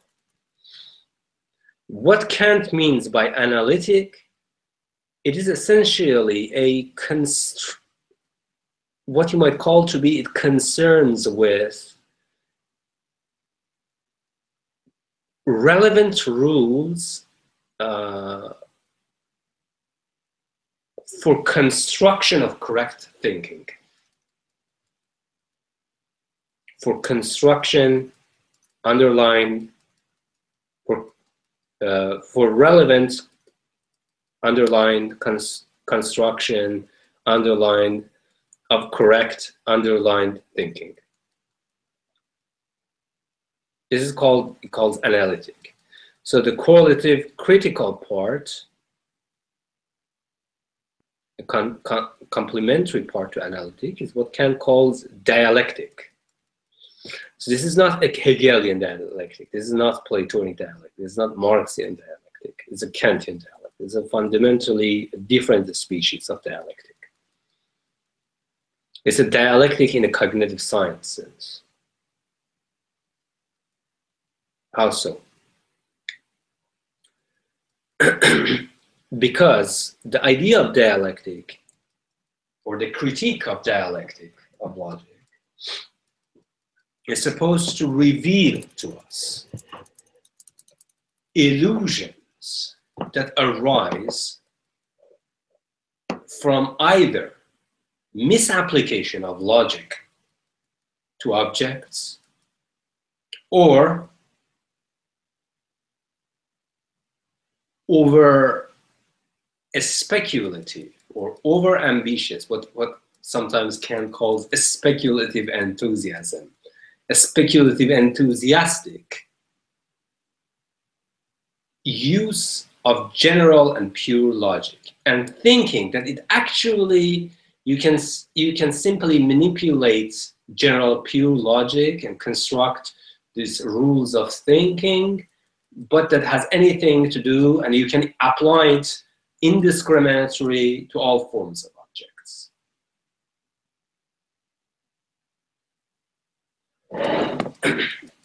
So the first division of Kant's transcendental logic is then transcendental analytic, then the second is transcendental dialectic. First one is about general forms of concepts which structure our experience of objects, and so presupposes that those objects are given to us in sensible intuition.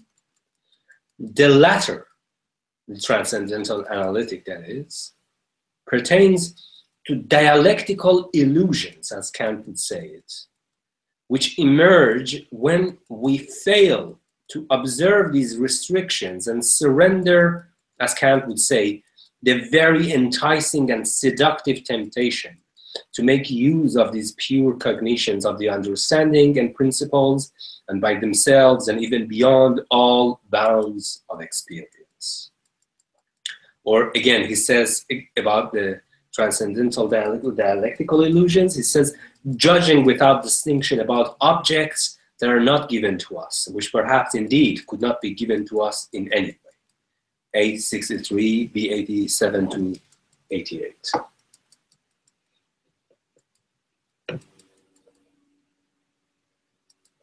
So,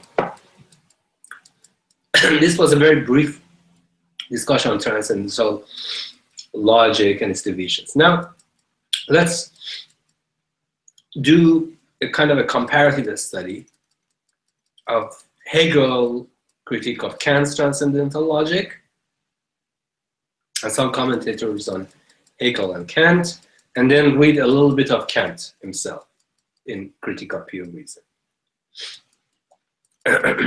So, any questions?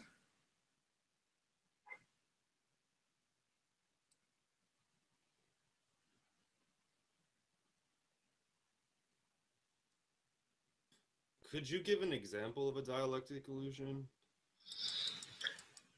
Dialectic illusion is what you might say.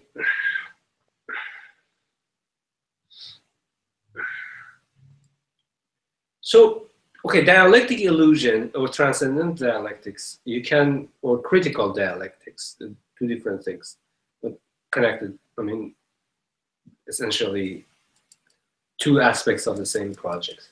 So the critique of dialectic to transcendental dialectic, you can see it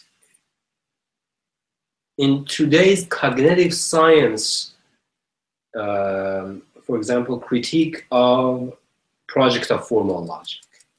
Some of the stuff in activist cognitive sciences, or even think about Scott Baker, a good example. Like he's not by any means a critical transcendentalist person, but nevertheless, the project is about this in a more extreme sense that, you know, all of this logical mathematical stuff are essentially, when we are talking about them, there is no useful constraints about their application, and if there is a constraint about their application, we don't know them. Hence, they are illusory through and through. Okay, you can find better ones among the side of, as I mentioned, like an activist, but also more, you know, more in line with the traditional project of logic. Those who think that logical formalism, and not formality, logical formalism, at some level should respond to our experience. Sellars.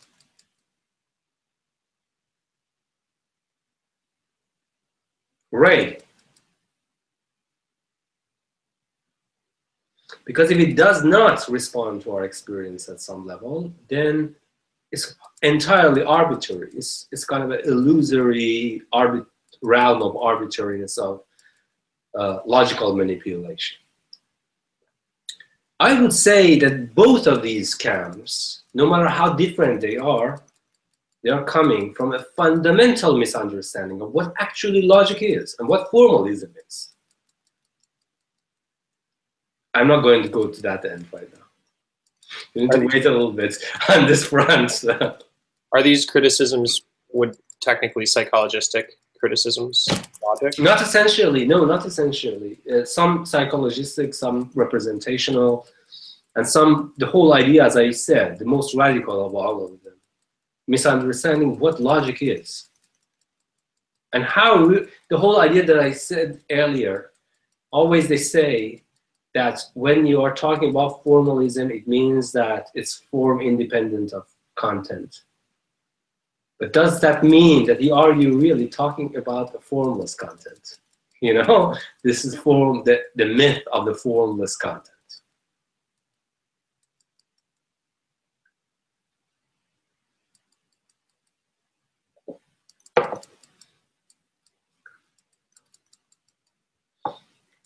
And it ultimately comes with this very handed by Kant lineage of philosophers who think the distinction between form and content, or object and thought, I don't know, pure form of logic and material constraints, is a hard distinction. No, there is no such a hard distinction. If there is a hard distinction, it leads to a two-way form of skepticism, not against just pure logic, but also about you who try to advance some sort of constraints on the form of logic. Just as Sellars does, and Wittgenstein, I mean, Sellars, of course, you know, his theory of picturing and metaphysics of sensation is essentially a refinement of Wittgenstein's theory of linguistic theory of linguistic pictures. So yes, all of these were, in one way or another, can be traced back to Kant's fundamental, I think, not essentially a negative thing, because, you know, we are all philosophers, creatures of our time. Fundamental unfamiliarity with the concept of logic, a very superficial understanding of it.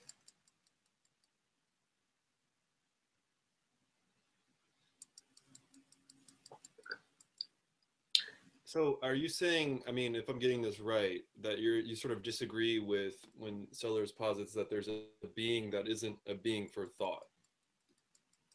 Yes, absolutely. Yes. All being is being for thought. Okay.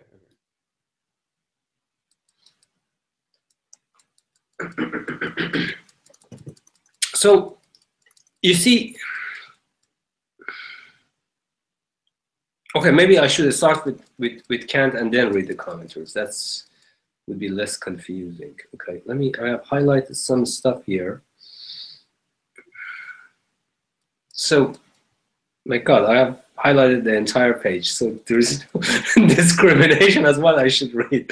Okay, there are some different colored bookmarks. Okay, he says A57. He says the difference between the transcendental and the empirical therefore belongs only to the critique of cognitions and does not concern their relations to their object.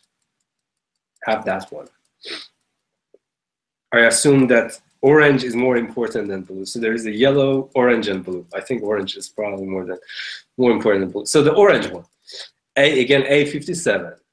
He says, such a science, he talks about logic here, such a science which would determine the origin, the domain, and the objective validity of such cognitions would have to be called transcendental logic, since it has to do merely with the laws of the understanding and reason.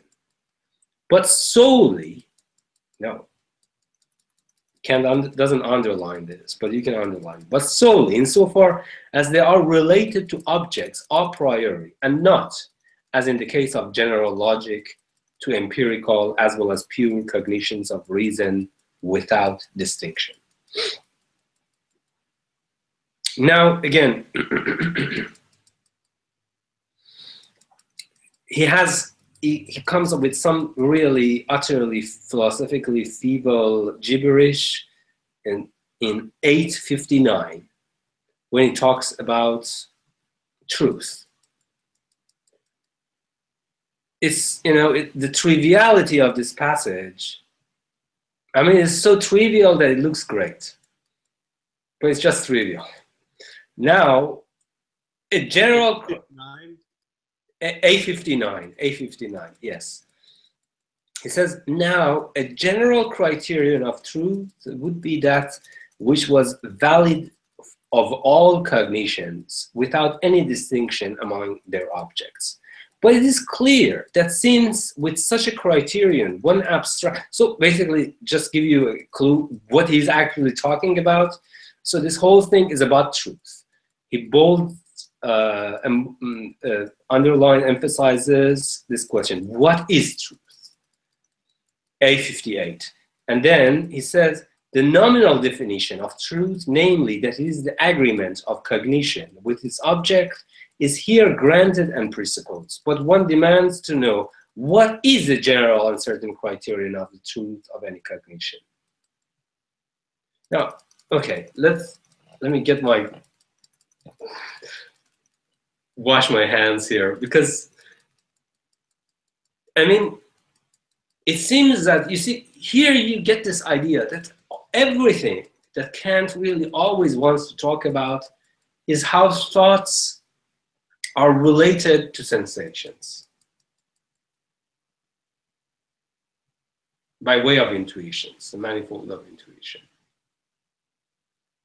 He thinks that when we are talking, he has, first of all, he comes up with the most parochial concept of truth. He really thinks that truth is a correspondence between thought and object, and a Gegenstand. And hence, you can't have pure general logic without intuition, because that would be just logical caprice. Okay? So, but that's just absolutely trivial. There are different criterions of truth. First of all, truth is not representational. Here, he is trying to demote the status of truth to the idea of representation, namely correspondence between thinking and the object. Isn't it representation? If it isn't, then what is it? The second thing is that if you don't have criteria of what it is true to say something in the domain of concepts, how can you in fact talk about the relation between thought and an object? Just by virtue of what you said before about the function of understanding.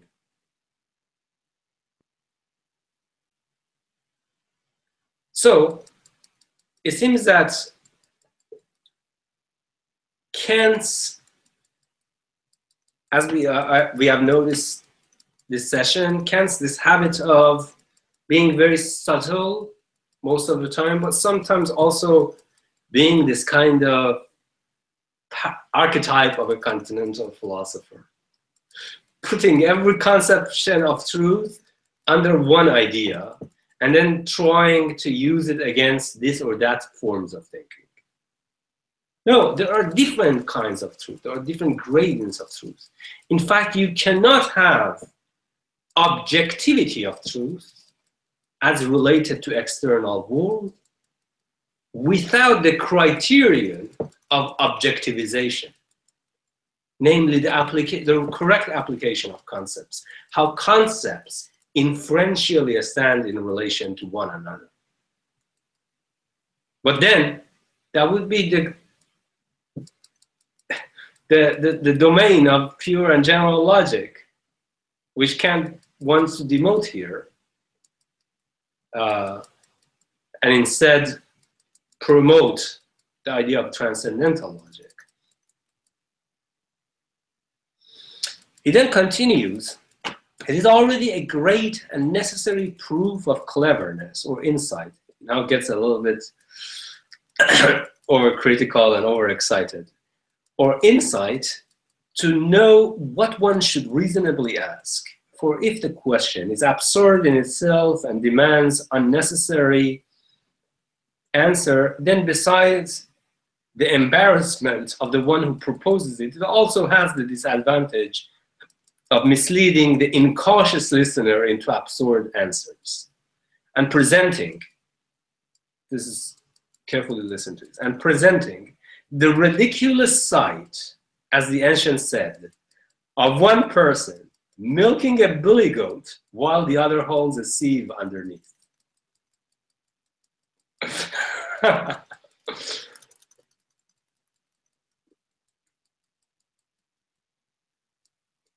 So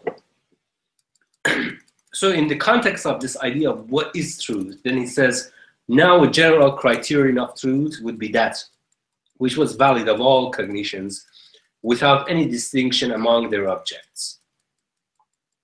But it is clear that since with such a criterion one abstracts from all content of cognition in relation to its object, or you can hear it, think about it as a material in the logic sense, like a material inference, not material or content. Then he says, yet truth concerns precisely this content. It would be completely impossible and absurd to ask for a mark of the truth of this content of cognition, and thus it is clear that a sufficient and yet at the same time general sign of truth cannot possibly be provided. Since above we have called the content of a cognition its matter, one must therefore say that no general sign of the truth of the matter of cognition can be demanded, because it is self-contradictory.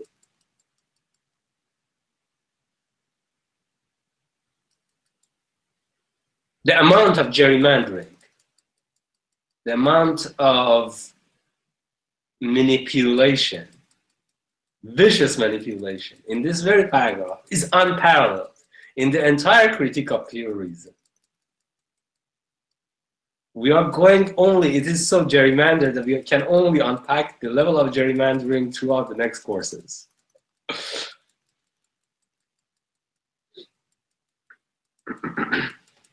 Then,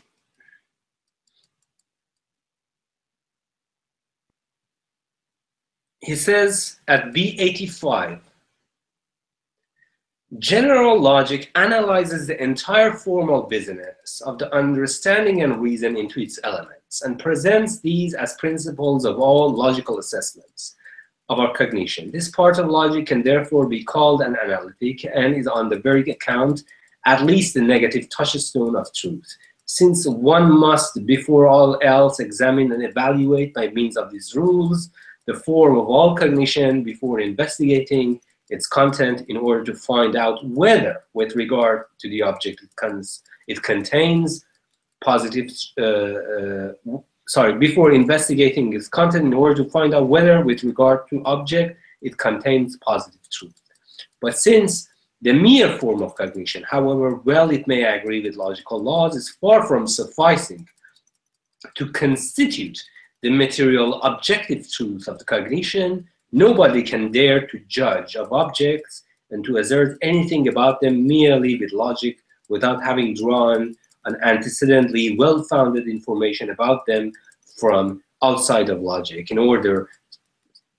Now, that's a really important one. It says, nobody can dare to judge of objects and to assert anything about them merely with logic. If you notice the iterations of the word merely in this very section, you can see that everything is merely this. And it's just a massive amount of, he's trying to this kind of like a straw man formal logic, basically. Merely with logic without having drawn on antecedently well-founded information about them from outside of logic. But how can we come about a well-founded antecedent information without logic? That is exactly what I was about to ask.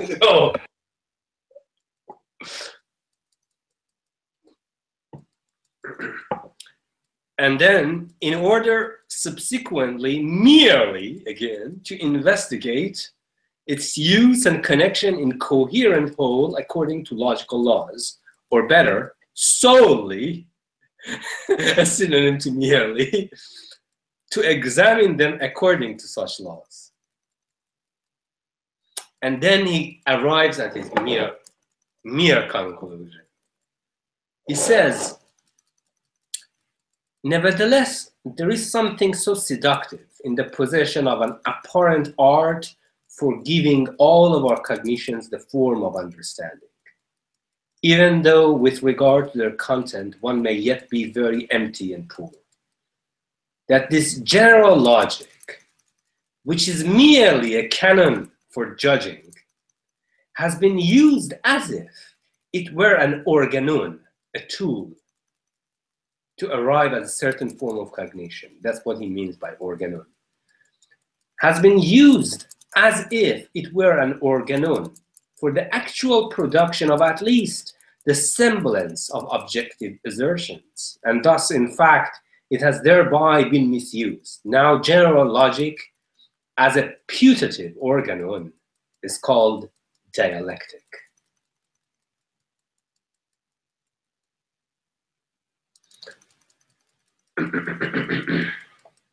So before I start the commentaries and Hegel's critique of this, any questions? Can you talk a little bit about to what coherence theories, like, I guess the question is, how does truth function in these coherence theories of logic, and upon what do they derive the sense of their statements? You see, coherentism is not a theory of logic. Coherentism is a theory of epistemology or concept formation. But when we are in the business of pure and general logic, our truth only pertains to the correct application of the syntactic forms, their rules, and following correctly their implications. That's one definition of truth. Now, there is another definition, the epistemological truth. How a theory, a scientific theory, a coherent scientific theory. What do we mean by a coherent scientific theory? It's the very idea that I mentioned to you, truth as hypothesi or hypothesis. Truths are not black and white. The only truth that you can identify firsthand is the truth of thought, of ideas, its form, in a very Platonic sense, in the logical sense. The coherentist idea of truth is the idea that the kind of truth that I posit with regard to the world are postulates, are hypotheses. What you might call them, in use Nicholas Rescher's terminology, are truth candidates, presumptive truths. So you create a network of these truth candidates within the framework of a logically laden scientific theory or theory as such. Then you see how these presumptive truths or truth candidates cohere within the framework of your logically, mathematically structured theory. Do they have inconsistencies? Do they have logical inconsistencies? But also, do they have material inconsistencies? In the sense that once you put them, integrate them together at different levels, do they still support the observational data? Or the observational data repudiates them? That's the coherentist truth. The coherentist truth is an epistemological truth. The truth, but the epistemological truth. You can't have epistemological truth without the idea of truth in pure and general logic. And that's why you can see that the very idea of the kind of truth that Kant seeks to attain, the truth between cognition and object, cannot do away without taking as seriously as possible the truth at the level of pure and formal thinking. The right applications of the syntactic forms and their rules, and following in the most consistent way their implications. Everything else comes afterward. In fact, to postulate a notion of truth between cognition and object prior to this concept of truth would lead again to dogmatic metaphysics in one way or another.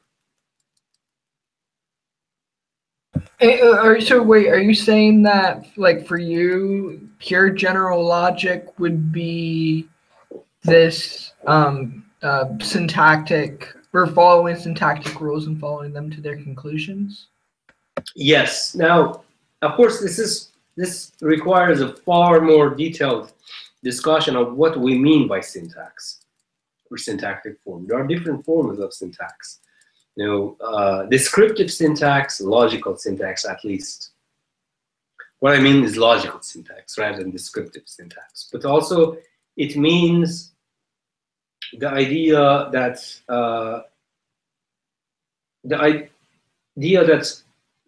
where does the content come from? Where does the idea of logical content, conceptual content come from? It's not coming out of the blue. Nor does it come from sensations, because then that would be a very, very bad move Why? Because it either leads to the idea of the myth of the given, that there is a logical structure within sensations, or worse, a metaphysical Russellian idea of logic, that there is a correspondence between logical forms and logic and facts of reality. A correspondence, I said. A one-to-one correspondence. Both of them are fundamentally bad moves. So, yes, I think you need, Christian, you need to wait for my response to Rayford on this whole point. But yeah, just to make it a little bit clear, or to make you more confused, I thought that comment was useful. So does it make sense even to talk about incommensurable or contradictory systems of logic? Yes. Yes. And then commensurable, not incommensurable, but what you might say, the rival systems of logic, or competing systems of logic, not essentially incompatible. What you might say, the difference between particular forms of logic and more generalized logic, more generalized forms of thought,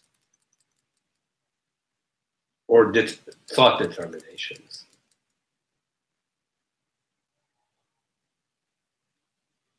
At the level of epistemological theory construction is when we can talk about incompatible ones. Newton versus Ptolemaic system. I didn't say Copernican versus Ptolemaic, because in fact Copernicus' system is only a rectification of the Ptolemaic system, whereas Newton is absolutely incompatible with the Ptolemaic system. Well, I mean, I guess maybe the part of the problem is how these fundamental breaks would take place then. In epistemology? In epistemology, right. Yes, well, in epistemology, I mean, this is a really, I mean, you know, this question sounds simple, but it is absolutely, it's basically, you know, there is such a thing as philosophy of science, and it's a huge, massive domain, bigger than analytic and continental philosophy combined, just to answer this question. One of the,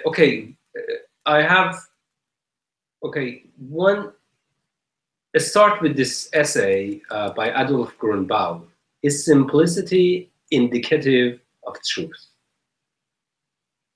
It answers some of these questions, and the kind of, you know, misinterpretations arise with the idea of incompatibility of between theories in science and how to resolve incompatibilities.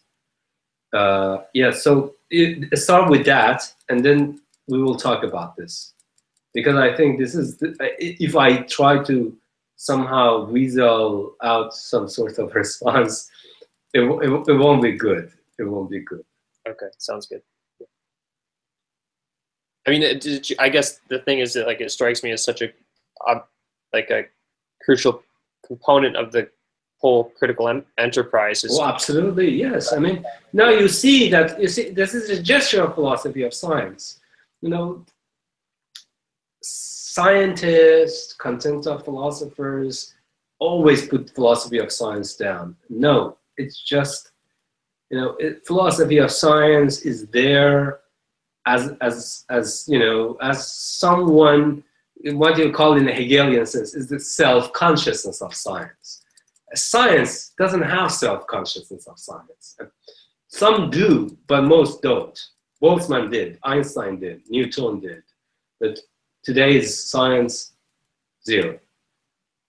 I mean, look at these people who come in the name of science, talk about the most bullshit evolutionary myth of the given stuff on public TV. Who is that guy? Grasson, what is it? Neil, what's that? Neil Grasson, what's that? Too insignificant to remember. Anyway, so these people come, or like someone like Richard Dawkins, like someone who really needs to be arrested. Not because he's an atheist, I am an atheist, but someone who in the name of atheism makes the most absurd claims about science and humanity. Yes, that's it. That's it. So these people, I mean, they okay, so I was watching, I mean, just is ending, so I'm not going to talk more about Kant. I know that you all have headaches. But these people come to this interview, and Tyson,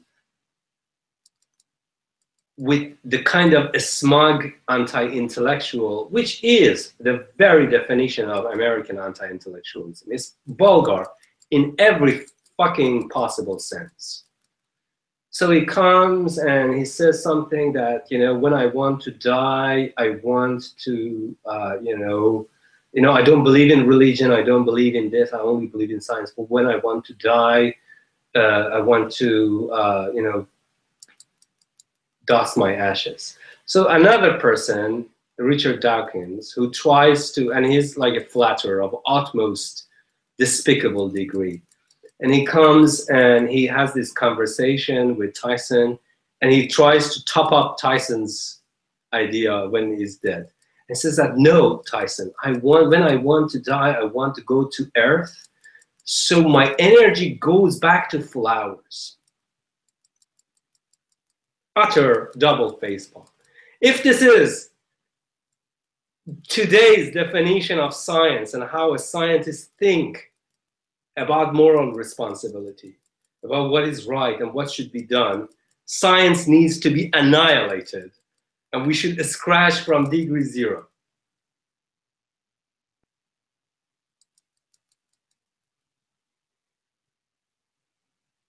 I mean, these are the kind of moralism that religion, Abrahamic religion, appears to be more mature than these kinds of new atheists. They think that they are on the side of science. They have not yet investigated the very implicit ideological assumptions that they think that science can ever be divested or wrested from the organon of philosophy, as the organon of thinking in the most general sense. And if you really think, if someone really thinks that science can be wrested, yes, science gives conclusions to us that philosophy never gives. But this doesn't mean that science is a fully autonomous division. No, science and philosophy are parallel universes that are in contact, always imbricated. And if you really think that science can, to such an extent, be wrested from philosophy of science or philosophy in general, then you are in business of the shadiest forms of moralism and the shadiest forms of political, ideologically saturated science, which is the hallmark of, unfortunately, American scientists at this point.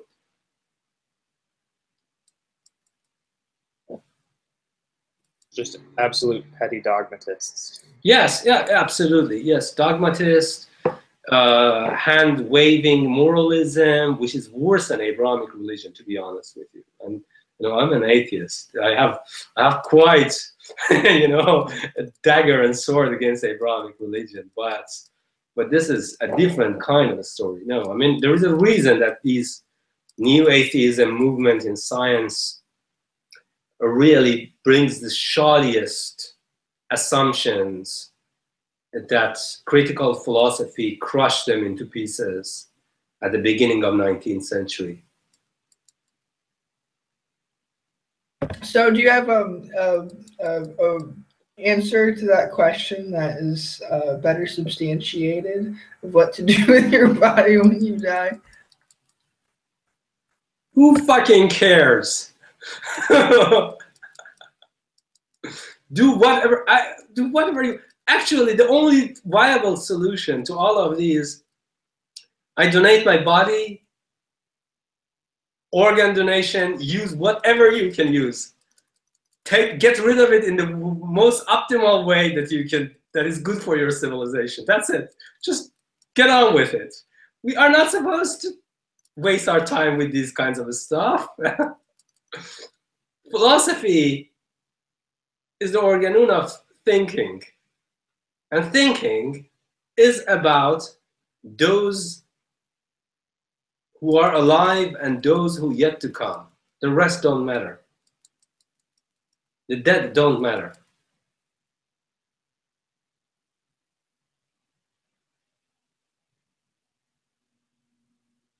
Well, before we answer the question and make fools of ourselves to future generations, maybe I should end the broadcast. Yes. All right. Thanks, everyone. Thank you, everyone.